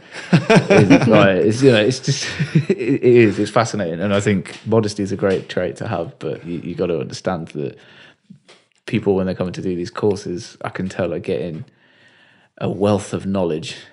I hope so. I mean, feedback's good. so far. I mean, I think we could go on and have a look at reviews online, or something, but I don't need to. I've got evidence right in front of me, and she's smiling, so it's got to be a good thing. But I want to delve a little bit now into your music stuff. So you've obviously already said that you do it for you. You do it because you like being creative, and it's not all about the top of the charts anymore. But tell us about this venture that you've obviously been on for a long time, but now I don't want to drop any information that you don't want me to say. So you tell me more first. Well, I think I've been in bands for years, doing the covers thing, corporate events, weddings, all that stuff, which is great, and I love it. But yeah, I've always just loved writing music, but I didn't write for ages. I think it was probably from sort of COVID times I stopped writing. I was in an originals band with a group of guys before COVID hit, and then COVID obviously put that to bed, and it just naturally sort of fizzled out anyway. And then I didn't write, and I don't know why, but I didn't write anything for a long time. And then I started doing a few open mic nights, and the guy that runs the open mic nights puts on this event at a really beautiful venue in Leamington called the Temperance Club. Have you heard of it? No. Sounds nice though. Tiny little venue, like the most intimidating venue I've ever played in my life, because people are literally like this far away. Really? And, yeah. Don't miss a string. And it's right in your face. yeah, Right? it's in the basement, like the cellar of this really lovely old building in Leamington, and it's just got these red leather kind of cinema seats, but you can only probably fit in, I don't know, I think probably 20, 30 people. So it's really, really intimate. Anyway, so I saw a couple of gigs online because they put them on Facebook Live. And I was just like, oh my God, that looks like a beautiful venue. I really want to play it. So I put my name in the hat and it got picked out. And then I was like, shit, I've got to... now I've got to do something. Yeah. So I had the intention of just regurgitating all of my old stuff, which there is some stuff that I'm really proud of in there. But the majority of it, like I say, was kind of just writing to kind of cater for a certain audience or what I thought was cool at the time. So I was kind of playing this stuff and going, I don't really enjoy playing it. So, and then weirdly, I just started noodling, and then a song came within like minutes. It was like not the entire song, but it was like I had the melody for the verse and the chorus, and I had the chords. I just didn't have the lyrics. And then within like a matter of days, and this was only last year, this was like October, the gig was in October. And so I think I had 2 months, and I ended up writing probably six or seven songs, just really like almost one song would come every day. And again, not in its entirety, but like the basis of the songs. I can hear Kay getting annoyed. Piss off. Oh, just 6 songs. Well, no, but that's the thing. Nowhere. So it usually wouldn't happen like that. And I sort of jokingly said, like, and I even put it in one of my Facebook posts, that like I genuinely felt, I'm not religious in the slightest, and I have nothing against religion, but I almost felt like the songs were being gifted, like they were just I love stories coming. like this. They were just coming, and it was stuff that I was just writing because I wanted to write it, and they all had meaning. So I ended up playing this gig anyway. It was only a 20-minute slot, so I only had 4 songs. But where was it again? The Temperance in Leamington. It's like a cafe by day. Definitely spelled Leamington wrong there. That's the one. Let's just go images so we get. Is that the place downstairs? Yeah. Oh, it does look cool. So that's the upstairs bit, and you can see they got a little TV on there. So the downstairs is... Is it that? That's the stage. So it's a really small stage, and literally where his pedal ends there. I know this is really bad for podcasters because they can't see it. It's all right, just but Google the venue. Where his pedal ends there, there'll be somebody sat right there. So it's a really intimate venue, and I feel like that's good for acoustic gigs, though. But it was beautiful. Yeah. It was a real turning point for me. So I played these 4 songs that I'd never played to anybody, and I also had the opportunity to kind of say what they were about, which for me was also really like I felt quite vulnerable, but it just really kind of added to the songs, and it was just a beautiful evening. Like, people were in tears. It was like Really? in a good way. They were, the songs clearly resonated with a few people there, which was, for me, was really nice, because it was like, that song means a shitload to me, and the fact that it did something for you is like amazing. And then after that gig, again, the songs just sort of kept coming, and I'm just, like I say, I feel like they're coming from somewhere, but I don't know where they're coming from. It's a bit of a Lennon thing, because didn't Lennon wake up in the middle of the night and the melody for Imagine had come to him in a dream, and he just wrote it down and went back to bed? Sure. Interestingly, there's a lot of like Instagram posts I've seen recently of people talking to famous people like Denzel Washington and stuff. So whether it was about a great performance or something they'd written, they were saying the best things are like given to you from the universe. It almost like it is yours. Obviously, you've written it, but it's not yours because you feel like, I don't know, it just came out and you don't know where it came from. Yeah, totally. And like I say, I don't think you have to be religious to believe that, but yeah, it does feel like there's something like that going on. I can't explain it, but Oh, put it in me tea, love. yeah. I guess I'll ask this question then, because if you're feeling like they are coming from somewhere, how do you approach writing? Because I think it's so different for a lot of people. Kay has to be in a certain mood. I have a quite of a systematic way of approaching it. Like, really? What's your mantra?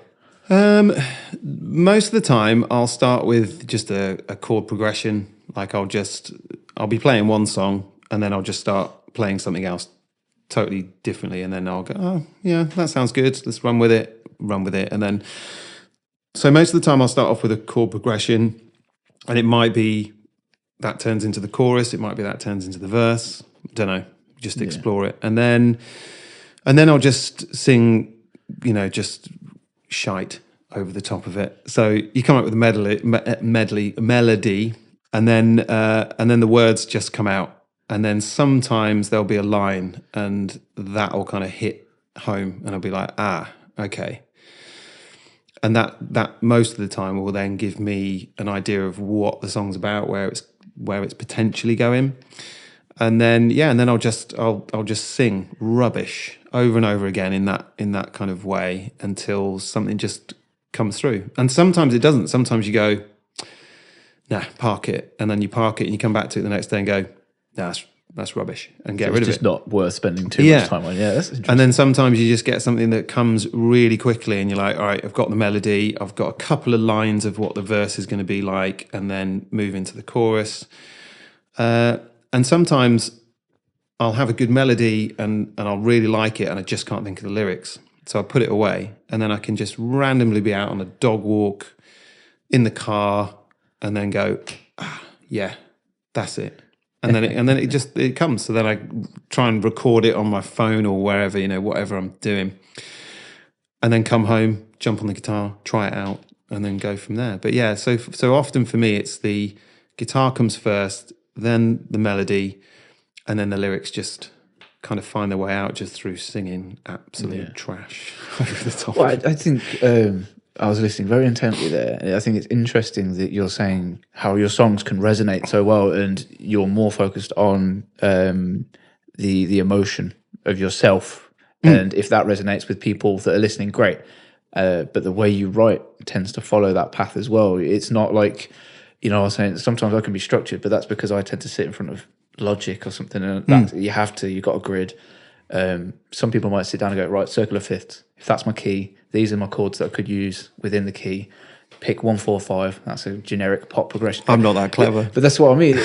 But then you end up with the next, I don't know, Thornton's advert music. It's not heartfelt. The people that sit there and close their eyes and play a chord sequence over and over until you kind of get into this kind of rhythm with your own instrument, whether it's your voice or anything. And then you start, because I used to do it with you, we'd scream eggs and bacon, just because it's quite a percussive thing to do with your mouth over chord sequences until you'd find some kind of melody that you could make random words fit to. But it seems like a similar... Yeah, for sure. And then something from your subconscious falls out into that melody and it's happened. But that's probably why it works. Yeah, I think because the emotion is there as it's created. It's not like me with a 1-4-5 progression or something. It's too.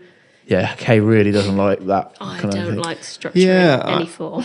But that's probably how I used. That's probably more how I used to write. Was I'd kind of try and find a chord pattern that sounded like something else, and then try and replicate it to a degree. Which, so I don't sit down with the intention to, or certainly the last year, I've not sat down with the intention to write a song or had a subject that I want to write a song about. It's just sounds like something's telling you to write the song, to be honest, which is might. cool. Yeah. Can I ask, the songs that you've written, are they all a similar theme or are they all totally different songs? Yeah, they're all very different. There's a few that are similar in terms of their story, I guess, about the time that I've been through depression. So there's a few about that, and then there's a few about which is really weird for me because I always used to really struggle to kind of write a happy song, possibly because I was trying to do it intentionally. But I've written a couple of happy songs about love and just being happy. And yeah, that's weird for me because I think it shows skill though, because it is hard to write a happy song. Yeah. But sad songs come naturally to us all. And they are easier to write, I think, on the whole. Whether it's like a sad Adele song or a blues track, blues originally was because of the woes of those people, and a happy song, I've tried plenty of times. It is tricky.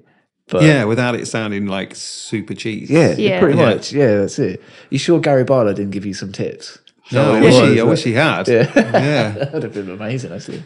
But, okay, that's interesting. Has guitar always been your first instrument then? Yeah, Yeah. it was. Yeah, first proper instrument, yeah. I played a bit of drums as a sort of, primary schooler really badly. I thought you were going to say angry teenager then. Played a bit of snare drum in a marching band. And Did you? Oh, yeah. But yeah, guitar, I always wanted to play guitar, but I never really learnt to play guitar. I always played around with it, but just never got anywhere. And then I think I was probably about 14, I think it was, and a couple of mates of mine played guitar, and so I just sort of picked up bits from them, and then I've just been sort of muddling through it ever since, really.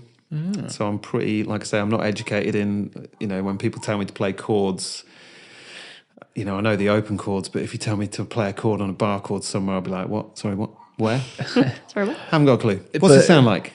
Yeah, I think cool. the beauty of that, though, is if you look at all the musicians out there, successful chart ones or whether they're homegrown folk music, it doesn't matter.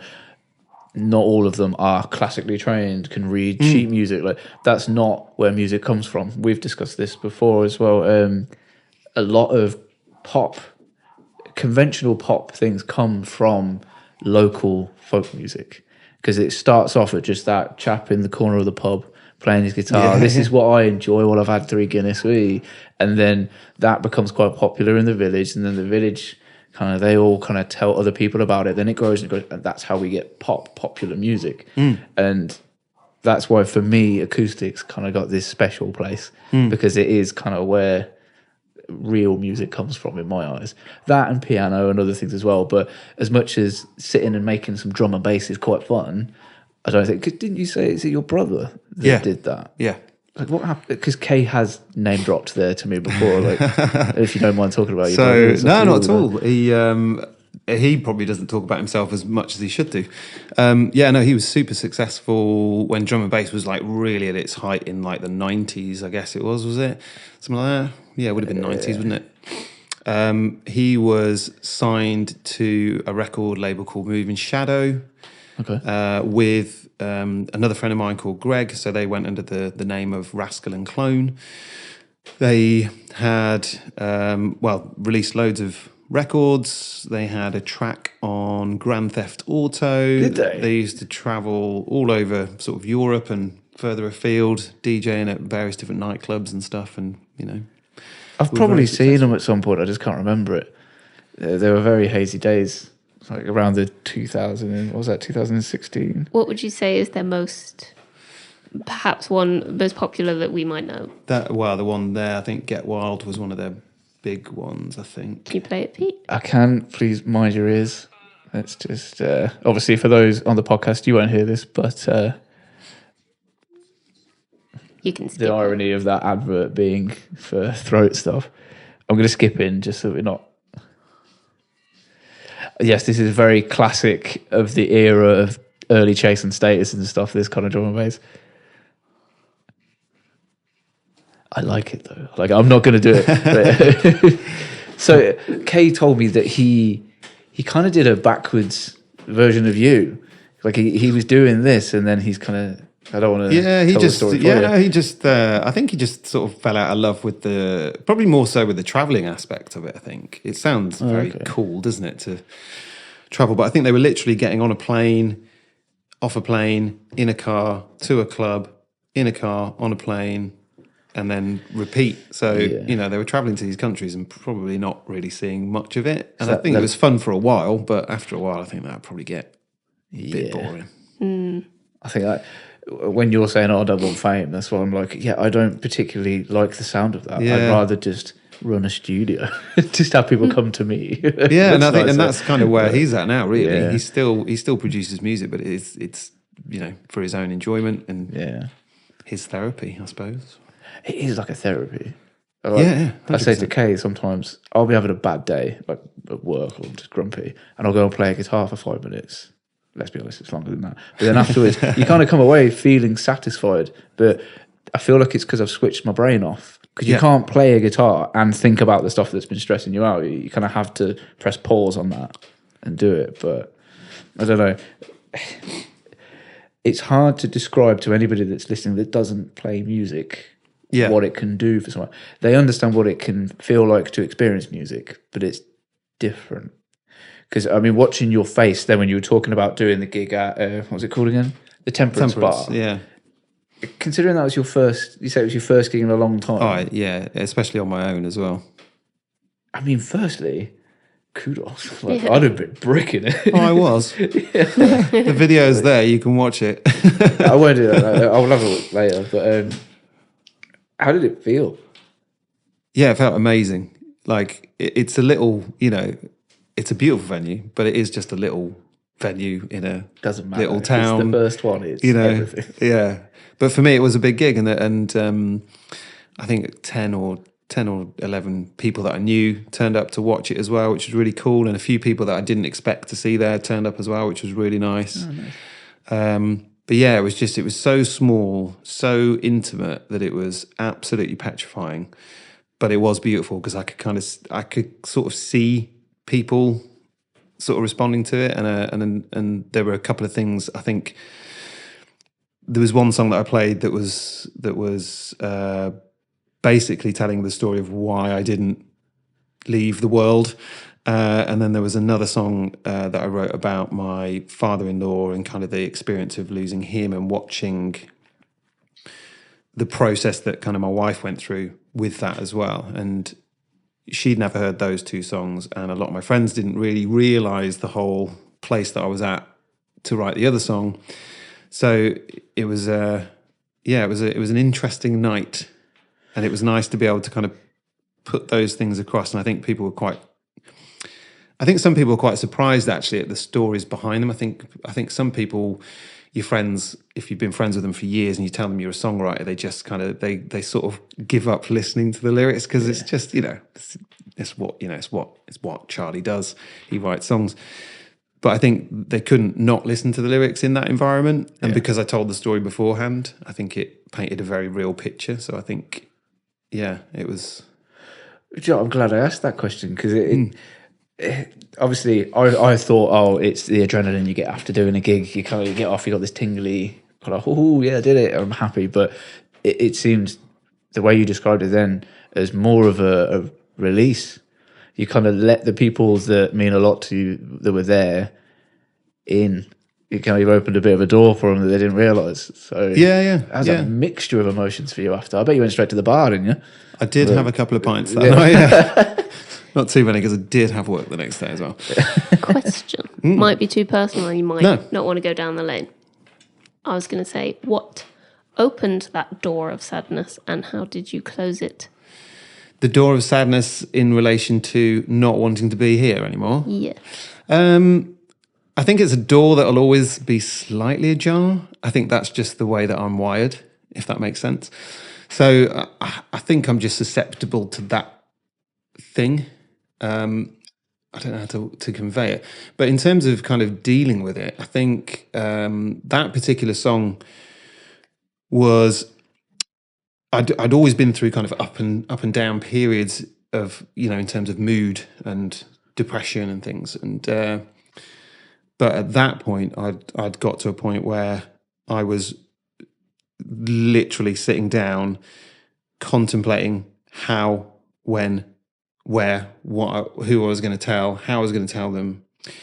And so that song's about that, but it's about the fact that something happened on that day, and I said it at the time of the gig. Really, sounds a bit kind of fluffy and sort of almost religious. The song is called "Thank God," but again, I'm not religious. But something on that day gave me a very clear message that I wasn't supposed to do it, and that wasn't the path that I was supposed to take. Which is why the song is a sad song, but for me, it's also quite a happy song because I'm here to sing it. And sort of tell that story. But yeah, I don't know what it was. It was just this overwhelming kind of like, no, you're not supposed to do this. Oh, I didn't know whether to ask. Like, was it like something fell off the shelf? Something quite blatant, No, or was it was just this rush of feeling? An overwhelming sort of sensation that. It was almost like I can't fully describe it, which is why it's so weird. So I don't know whether it was a god, an angel, somebody looking over me. I don't know. I genuinely don't know what it was, but it was Divine kind of a intervention real of some sort of feeling in my stomach, and then it just literally was just like a wave of just something that just was like, no, don't do that. It's fascinating because. Weird. I mean, it's fantastic, but at the same time, it's fascinating because it kind of gives you this feeling of this isn't just it in terms of mortality. Like, it's not just this is the world, we all go to work, haha. There's something else out there, and this is where we're going to start delving into the conspiracy theory shit, which I did warn you about, but I'm well into it. But we were talking about what was it the other day? Even science believes in one miracle, like the Big Bang. They can't explain it. That's one of the biggest questions still out there today. So they can't explain that bit. So there are miracles and supernatural things that happen. I mean, whether we all believe in ghosts and stuff, I don't know. Everyone's got their own opinion. But in terms of stuff like that happening, yeah, I'm a believer in it. I still salute magpies, for fuck's sake. Like I'm not religious, but it winds you right up. I'm driving and I'm saluting 3 of them. Like, You know shit. what the worst thing is? He adds stuff to the rhyme. So No, he don't goes, tell him this. No, you know no. how it's like, what is it? Touch black. This is my... Oh, I don't know. That's a different one. no, this... One's bad luck, 2's for joy, 3's for a girl, 4's for a boy. 5 silver, 6 for gold, 7 for a secret never to be told. Ah, there you go. Yeah, I've got a full-on kind of Alternative code that version. goes with that. It's my mum's fault, and I can't work out whether my mum got it from my grandma. But you salute it, and then you have to touch black to take it back, and touch white, be all right. I don't know why it's a shitty rhyme that she used to say, but because I grew up with her doing it, I now do it. But obviously, I'm the next generation, so I've got to add to it to make life even more awkward. So mine is, I'll salute it and say good morning, Mr. Magpie, like most people would. Yeah. And if it's 1, that's bad luck. So I need to take it back and I need to be all right. If it's 2, it's joy, so I don't. I just salute it and say, have a good day, mate, and carry on. But then I ended up adding blue in it. So for some reason, if it's 1, I'll salute, say good morning, and then I have to take it back, take it back, touch white, be all right, touch blue, see it through. I do not know why. It doesn't even make sense. I know it doesn't make sense. What are you seeing through? Well, I didn't bring it up as if it did make sense. You brought it up, and now I feel like I need to justify it. But anyway, not to detract from the point. I'm not religious, but I'm steeped in science. Like, I love science, and it's all through uni and doing stuff, the scientific method, and I love it. But I'm not so naive that I think that nothing else out there exists. I feel like there is something out there, something greater than us that causes these things to happen. Whether it is explainable or not, I don't know. Yeah. But to hear stories like that make me just think, yeah, even more. And I'm like, there is something bigger than just us going, oh, a song might fall out. It's stuff like that happens, but it's also stuff that then tells you to write a song, and it could be one of the best songs in the fucking world. We don't know. But doesn't that make you happy? Like, it makes me it happy. does. I'm like, cool. Like, there's something more interesting. Than Yeah, this there shit. has Like, to be. It's crazy. But anyway, I feel like I'm going to get back in my box just for a second. I got all excited about it then. Have you had any? Might not be like on that level, but any weird happenings or Ooh, good question. yeah. Weird happenings.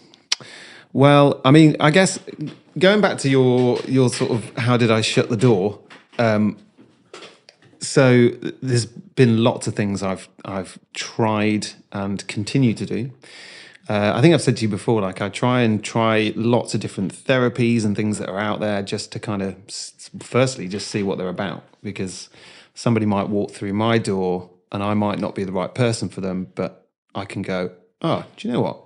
Why don't you try this? Or so I've tried loads of stuff. So, I've had like the counselling, traditional counselling, sort of talking therapies, CBT. I'm massively into cold water exposure, so I have a big cold tub in my back garden, and I do that pretty much every night after work, and that's my kind of 5 minutes of literally chill time, both physically and mentally. Can I jump in there? Because the ice bath stuff, Matty, one of my friends, his episode's all about his travelling around Australia and Mexico and stuff. He's big on, what did he call it? The men's working groups and stuff. Oh yeah. Okay, yeah. Like, he loves all of that stuff, but he's big on the ice baths as well. And I've considered it, but you don't need to fill the whole thing with ice, do you? You just kind of put some in to get it to a certain temperature. Yeah, it can just be, to be fair, it can be cold water. I can't remember what it is, but there's a little bit of science behind it, and some of the science is good, some of it's questionable. I think like a lot of research. But yeah, it doesn't have to be ice cold. I think you can get some of the benefits from like 5 degrees. I mean, you double check that, but yeah, it doesn't have to be freezing cold. It's just enough to cause a sort of stress response in your body. So again, it's subjective. Some people might find, even 8 degrees is pretty cold in water. Okay. Are you going up to your neck or? I go basically just above shoulders. Well, I'm cold just talking about it. It's really weird. Yeah. But the reason I got into that, I went to a Wim Hof like workshop this day thing, because I was just fascinated by it, and again, just wanted to try it out. And I've tried meditation, and I got really frustrated with meditation. And I kind of know that this is not the point of meditation now that I've read into it more. But I tried meditation, and I just used to get really pissed off because I'd try it, and then I'd be like, why the fuck can't I just turn my brain off for like more than 30 seconds? Because it's almost like, when a dog sees a squirrel, it's like, oh, squirrel. Yeah. Like I just go off on a tangent, and I found it really frustrating. And I went to this Wim Hof workshop. What's Wim Hof? Sorry, So nodded. Wim Hof is the ice dude. So Okay, you have mentioned it. yeah, so he does breathing techniques, but he's big on cold water exposure as kind of helping heal various different things. And so I went on one of his workshops, and you do all these breathing things, which is another thing that I use is breath work. I do that every day. But at the end of this course, you go in an ice bath, and you've got to try and stay in there for like 2 minutes. And this was a bath full of just ice. It was ridiculous. It was like a birthing pool full of ice. No. And that was mind blowing for me, because I got into this ice bath, and that was the first time ever for 2 minutes that I didn't think of anything. Like my brain just went silent. No noise. Is that because you were so you were concentrating on the shivering? Well, I think because my body was going, you might die, like because I've never done anything like that before. I've always had cold showers, like and just not because of anything. I started having cold showers in the summer and then never stopped, and just because I found them like in the morning, have a cold shower, you're awake. If you get in a hot shower, you're not getting out for half an hour because it's too comfortable. Yeah. So I sort of it was the one time in that ice bath, and I was like, this might be the thing. So I bought a little cheap, tub to begin with, just filled it with water and just kept topping it with ice, and really got into it. And now I've built my own little Well, little, it's massive. It's like 700 litres big. Oh, really? Yeah. Do you want a hot tub?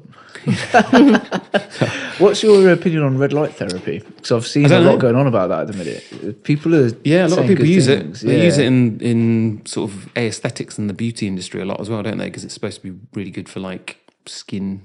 Is it like rejuvenation and something like stuff like that? Cell regeneration? I don't know. I'll be honest, that wasn't why I was looking at it, but not my Clearly, thing. I don't do it either. Yeah, I think it's more for sleep. I think the thing I was looking at is by doing a bit of that every day, you sleep better. It's weird. I don't know. Maybe. So anyway, other things you were saying. Yeah, other things. So I've done that, which was for me is great. Breathwork's great. But weirdly, this is going to weird you both out totally. Okay. It's totally weirded me out. And I recently went to see a therapist because I was just intrigued with. Is it called biofield therapy?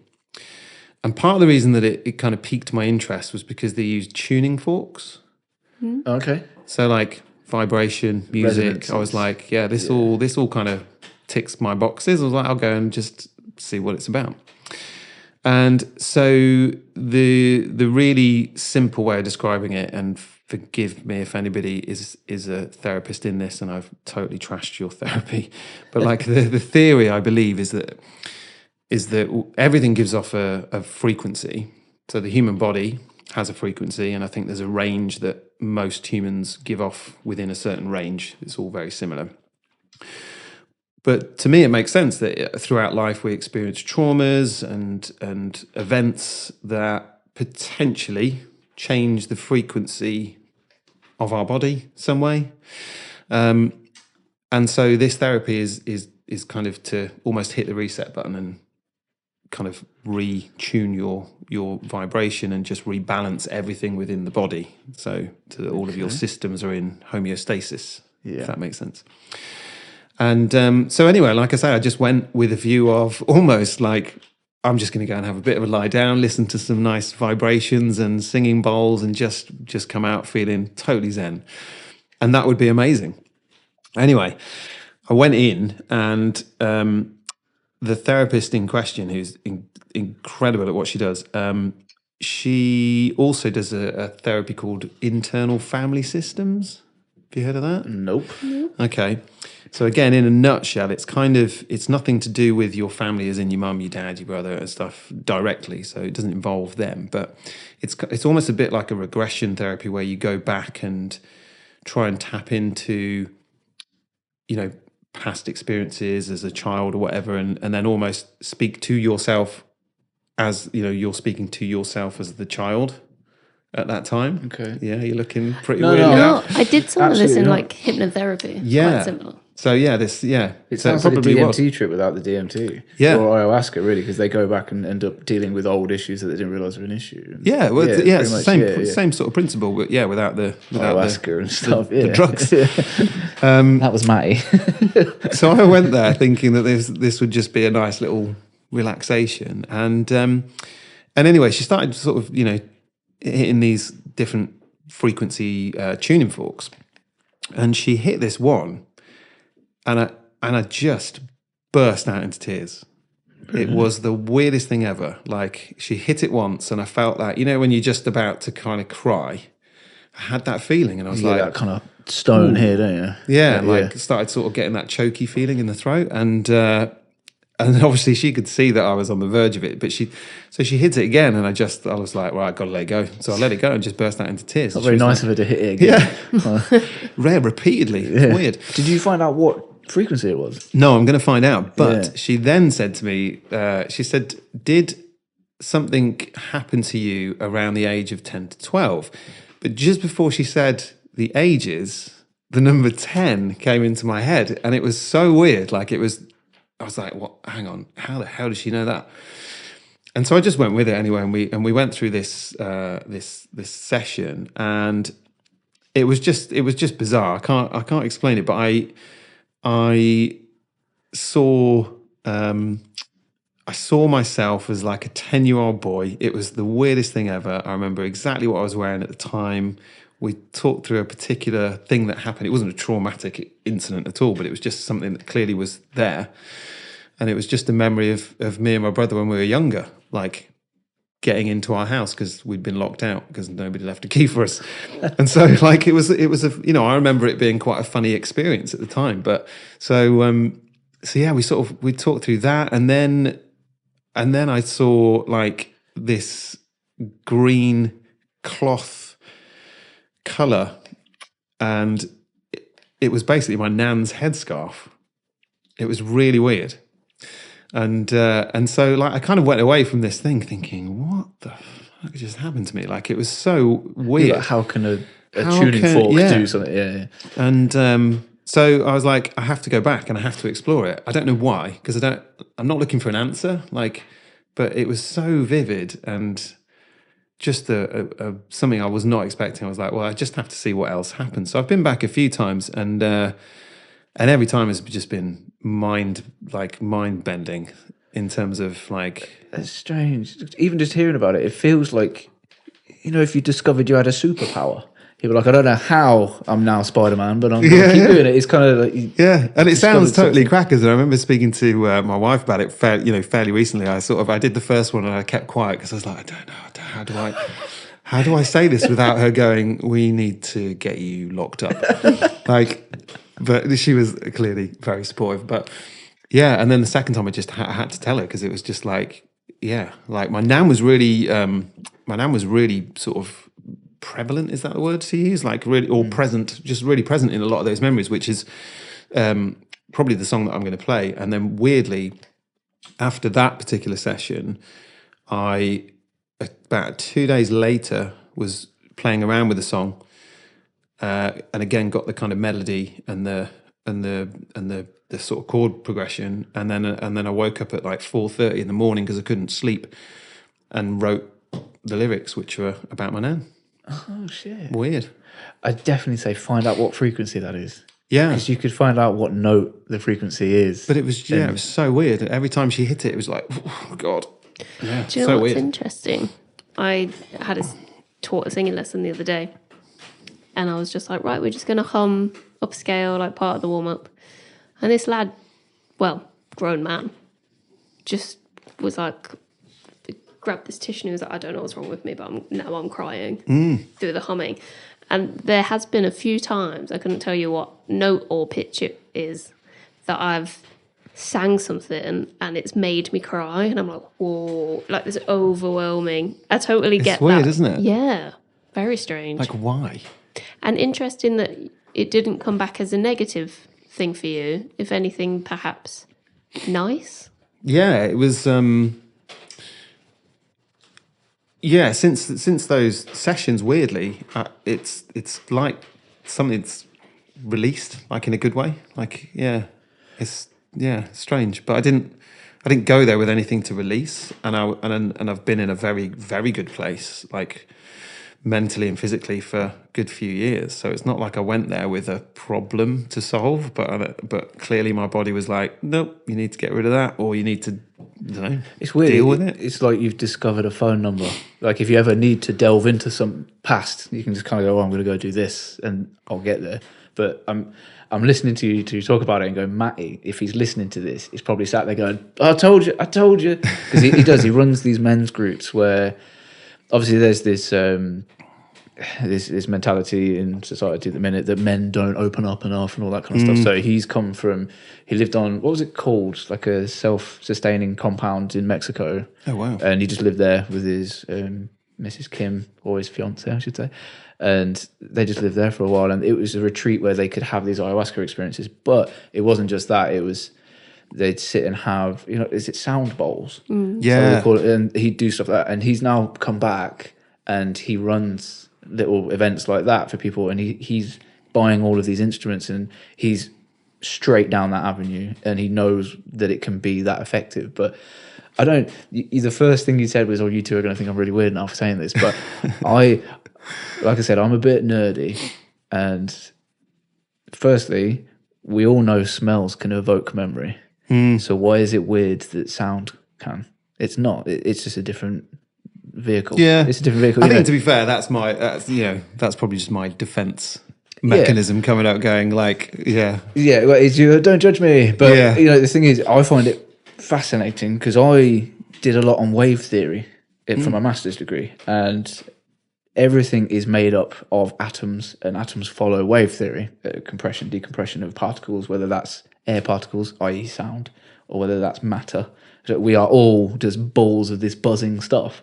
So when you say that we give off a frequency, I struggle with that. I find that we probably give off a broad range of frequencies as a human, and what the tuning forks are probably doing are helping you resonate with the largest broadband frequency you've got for this hum that we kind of get as humans. But absolutely no way do I dispute it. I think it's an avenue that hasn't been explored enough. yeah, I think it's crazy. And I guess a lot of people have, I feel like I do, have a good intuition for, even if someone just walks past you in the street, you're like, oh, they've got a negative vibe about them, or the look in their eyes, you're like, well, you have a darkness in you, whether that means you might be a nice person, but maybe you've done something bad, or you're not a nice person. Isn't that women's intuition? But it's a real thing, like. And I think you're right. Never You do wrong. get a feel for somebody, don't you? Pretty much the instant you meet them or you're in their space. Yeah. I think you might get that vibe off me. I just didn't sleep very well last night. But no, I think it's definitely true. But there's moments where you can't act on that. I would like to ask, as a man, going to counselling and stuff, how did you find that? Because I know there's a lot of guys who are like, oh, maybe that's silly, or don't, why would I? I'm saying that, but I'm talking about Pete. I'm laughing because I'm going, do you know what? A couple of years ago, she'd say, oh, you need to go speak to someone. And not in a terrible way, just sometimes I can be very grumpy. Right. And yeah, I agree with it. And I used to be so dismissive of it. But if anything, you've kind of done your own counselling with me or therapy with me, because she just sits and talks to me, and I'll be at the end of the bed getting all ragey, like, rah, rah, rah, rah, rah. But then after 2 hours of it, I sit down and I'm like, oh, I do feel pretty good for getting out, actually. The only reason I don't at the minute is because it's not cheap. Yeah. It's not cheap to do. That is definitely a barrier. Yeah. But how did you find it? And everyone's different. Like, Initially, when it was kind of crunch time and I was at my worst, I hated it. But I think that's partly because I had the wrong person. I had this guy who I'm sure is like really good at his job, but I think it almost goes back to the frequency or the vibe of somebody. Like, I just think we were just not the right match.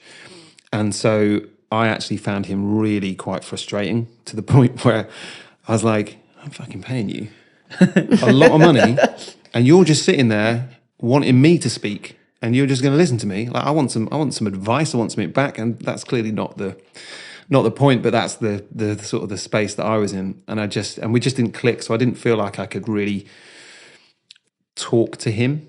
So we only did probably, I think, 4 sessions, and then eventually I went and had some CBT with another guy, actually, and we just got on. He was just, I guess, somebody that I could click with, felt comfortable with.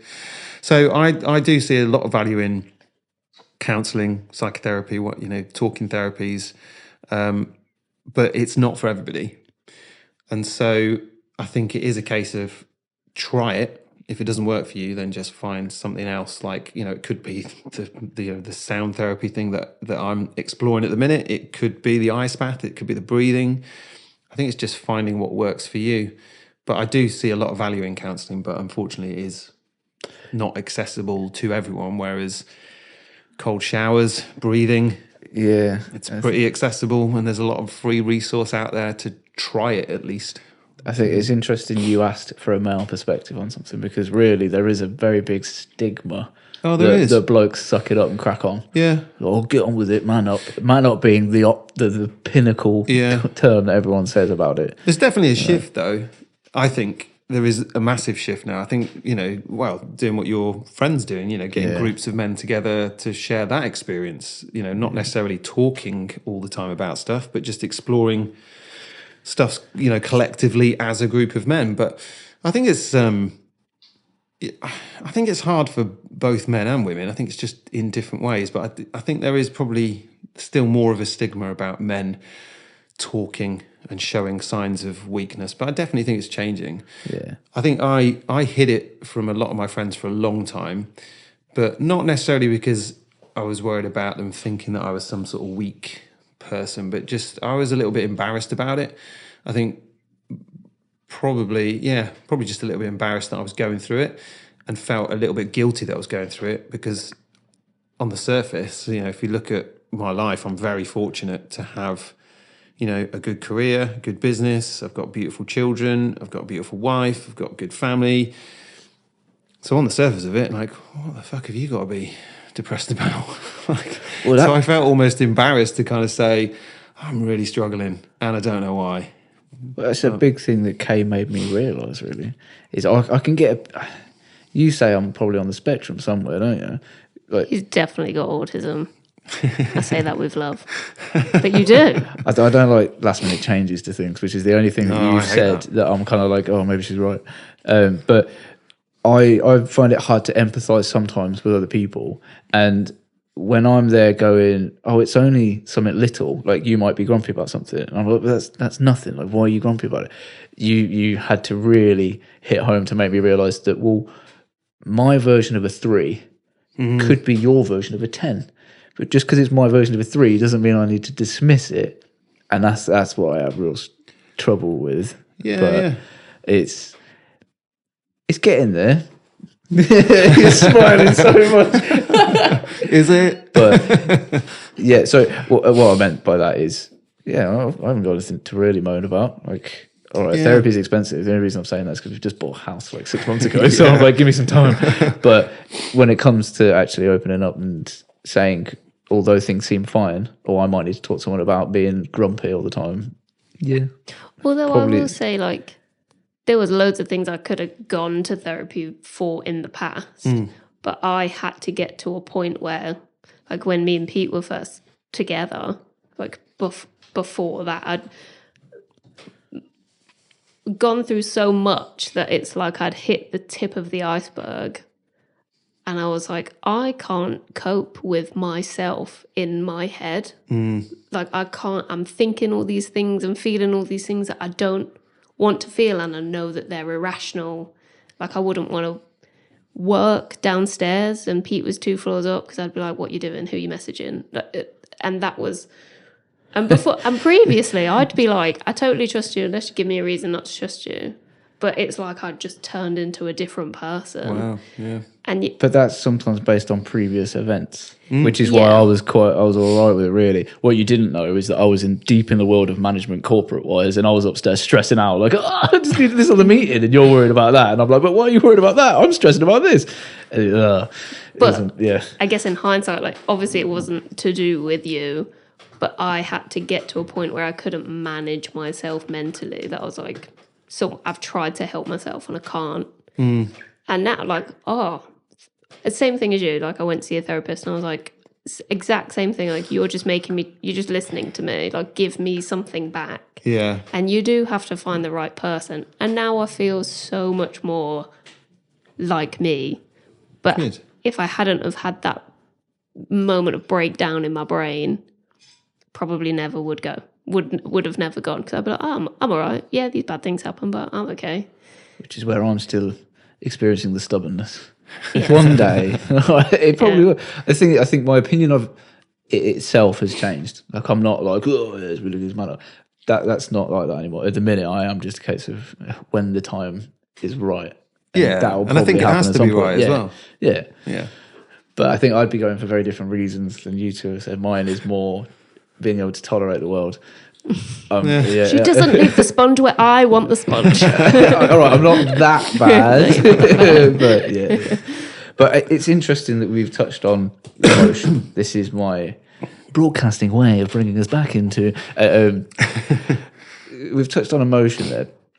And me and Kay had a bit of a debate on the last podcast, and it's to do with the chap we were listening to before, Stephen Wilson. Now, we briefly touched on it before we started the podcast, but I wanted to get your opinion on it. I know that obviously you were both saying while he was singing that he's doing this wrong with his mouth. It's he wouldn't go as red, you said, if he opened his mouth more when he was singing. What makes a good song for you?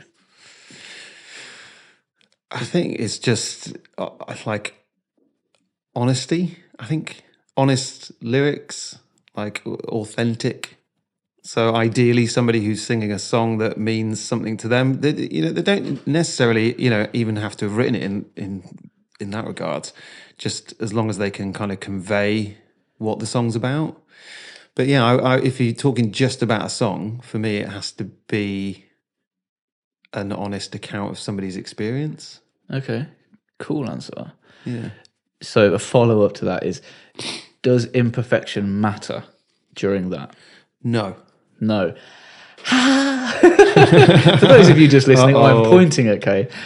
Should have given me a kick under the table, Kay. No, in Kay's defence, the reason we were discussing it is we've always had this kind of debate where if someone's singing a song and they have a couple of dud notes in it, it really gets to you, doesn't it? But I think it's because she's a singer, so it's her craft. So if it's wrong, it's really going to be noticeable and irritate her. For me, I don't care as long as the emotion's there. It could be Amy Winehouse, half cut on stage, but if she's singing that song with pure emotion, I don't care if a couple of notes are wrong. It's the performance, it's the whole kind of everything about it. It's like a part of life captured in a song, in a particular recording. That's what matters to me. It's like I said before, I can auto-tune, I can time, stretch and move your time, I can fix all of that. But if you sing it without emotion, we're fighting a losing battle.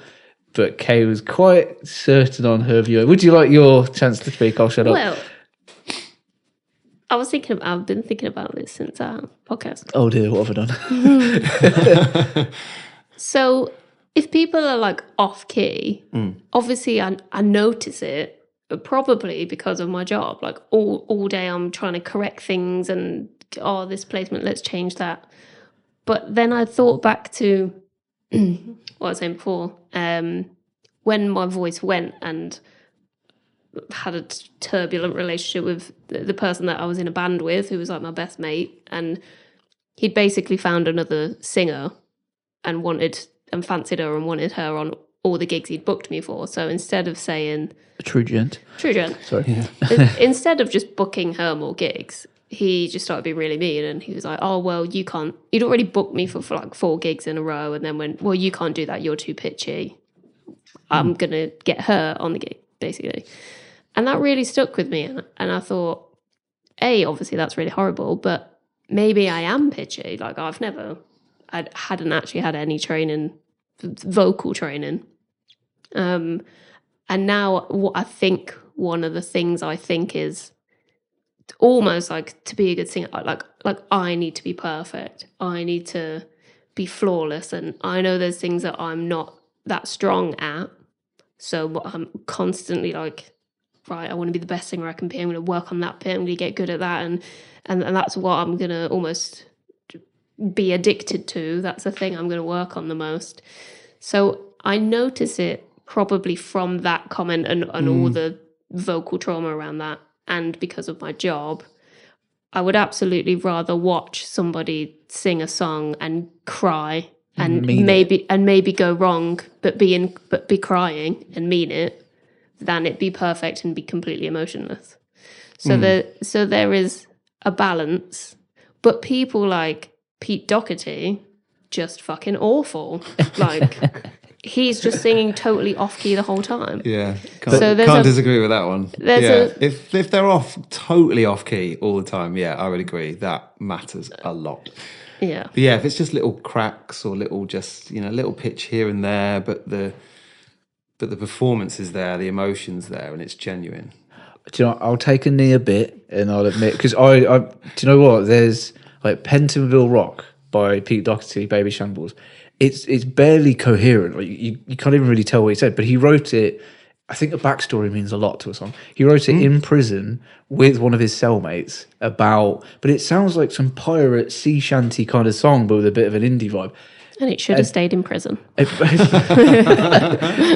this is it, and then you listen to it and you kind of go, it's not really in a key. The timing's well off with it. It's a bit of a, but I still listen to it and it's still catchy. And to me, I'm still going, I get what he's going for. He's achieved this target really of who he is and him as an artist. But that doesn't make it a bad song.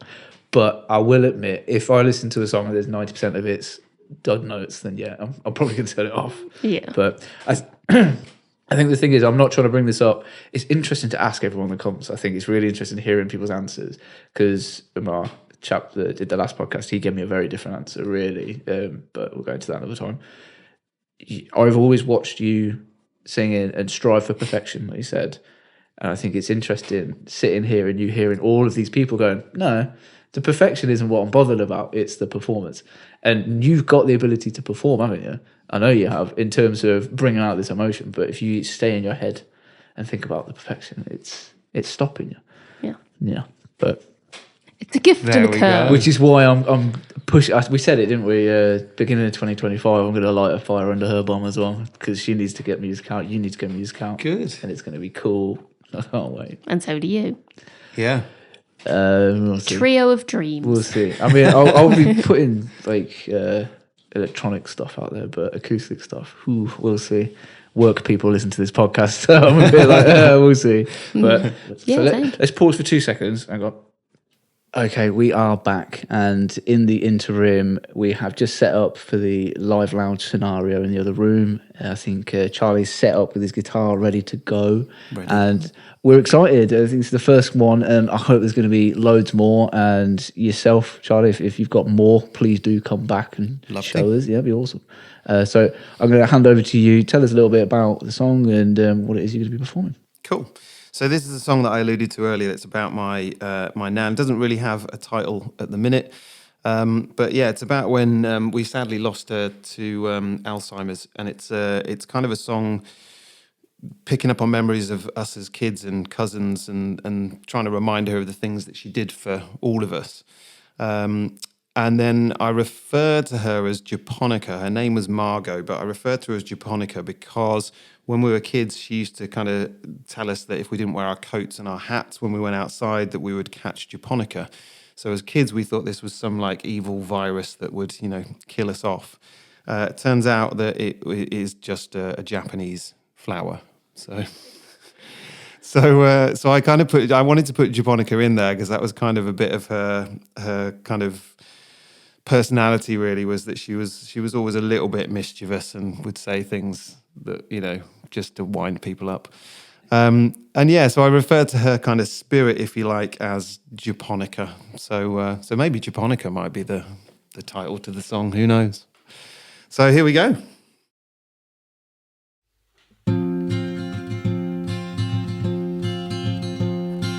We broke stride and fell upon our knees. You were always there to pick us up, wipe away the bleeding. That was you.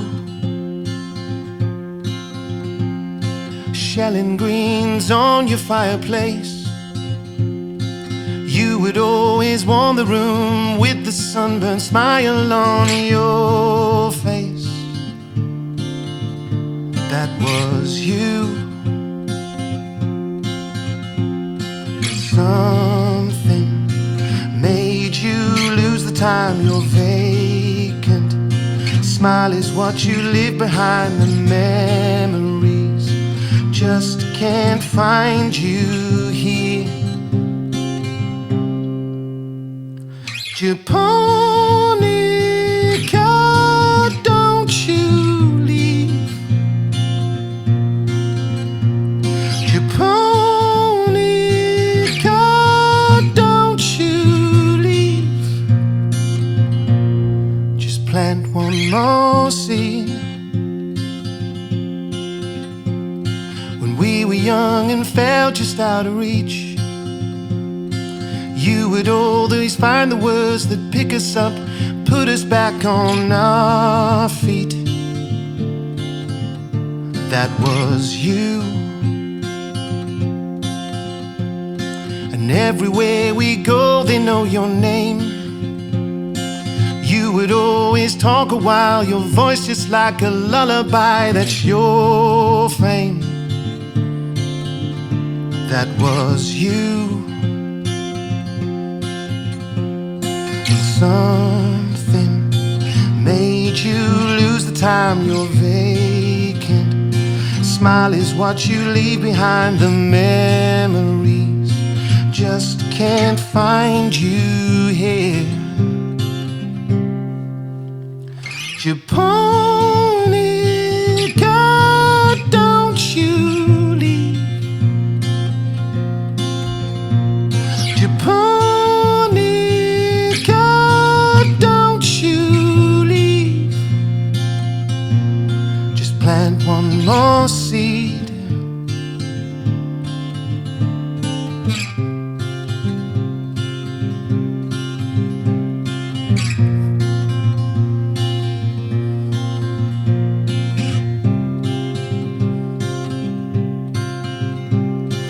Roots will always live in my garden. You will never be forgotten. Now you're floating on the breeze. Go dance among your memories.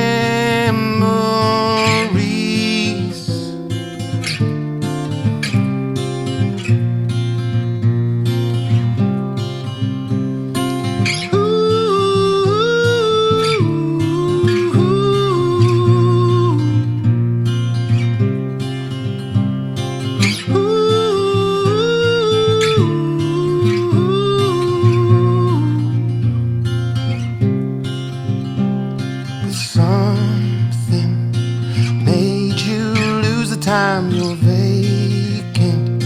Smile is what you left behind. The memories just can't find you here. Japonica, don't you leave. Japonica, don't you leave. Just plant one more seed.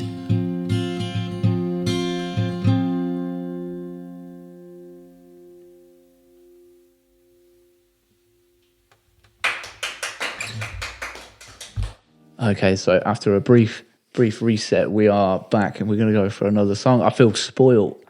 I only thought we'd get one, but this is great. So take it away whenever you're ready.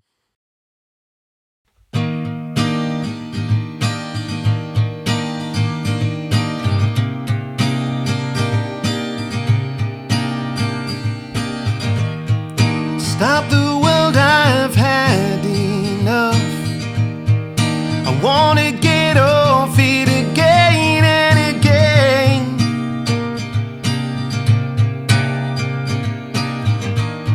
The pills, they don't seem to be working.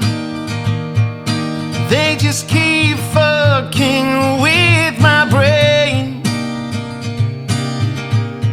Will I ever be sane?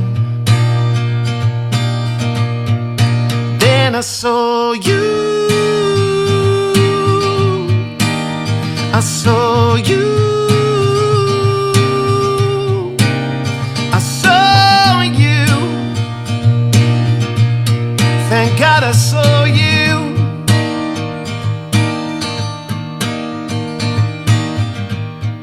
I hoped I'd not wake this morning.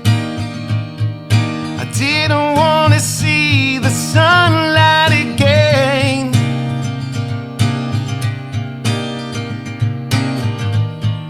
But I just kept right on smiling, thinking of jumping just to ease your pain.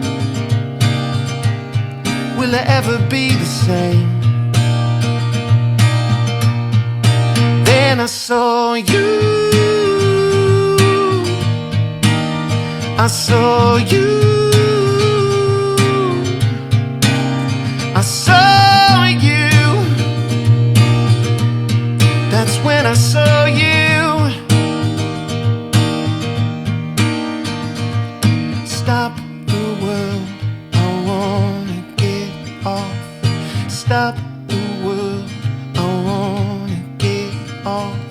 stop the world, 'cause I've had enough. Stop the world, I wanna get off.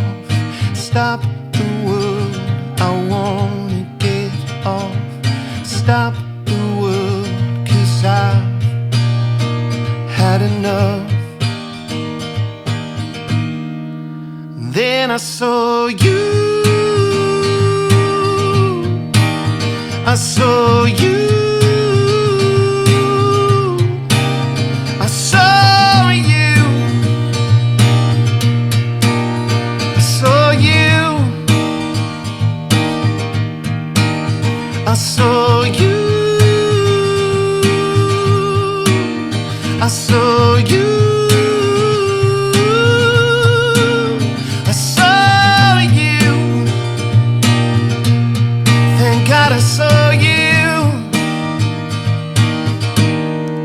God, I saw you.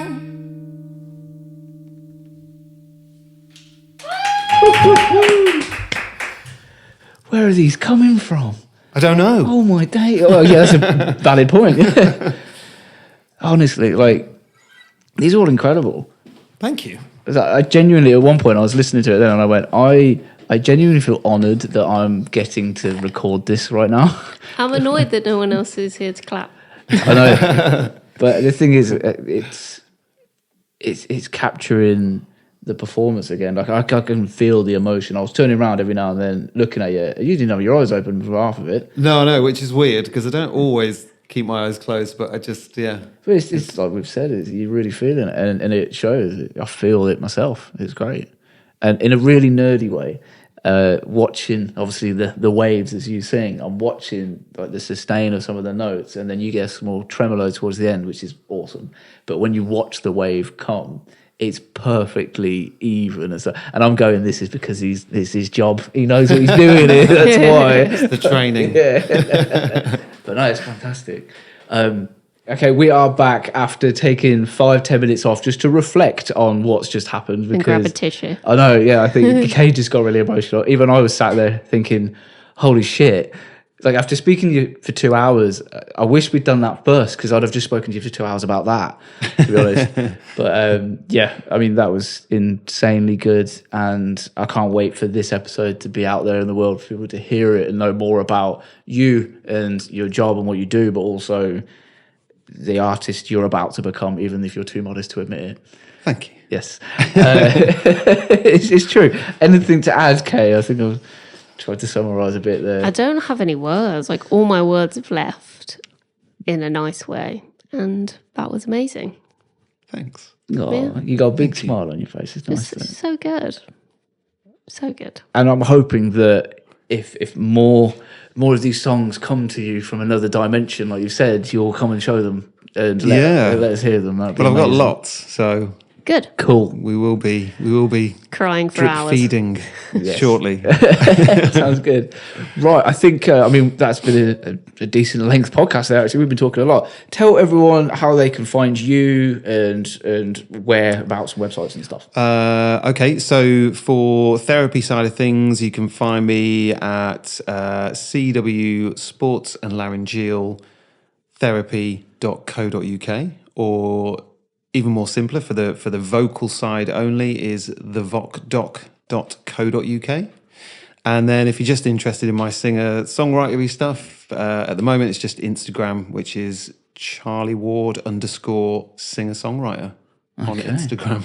Which I'm definitely about to go and add, to be honest with you. It's fucking awesome. But obviously, thank you very much for being here. Thanks for having me. I've loved it. It's been a lot of fun, and we've talked about some stuff I didn't anticipate talking about, but I really enjoyed it. It has been fun. And I think, fingers crossed, the next one will go into some interesting topics as well. I'm going to bring some with me next time. I wanted to know more about you before I then suddenly go Trump's flying drones all over the place, that kind of stuff. But no, it's been fantastic. Thank you very much for joining us, and I can't wait for the next one. Thanks. Cheers all. Bye. Bridging the Gap Podcast.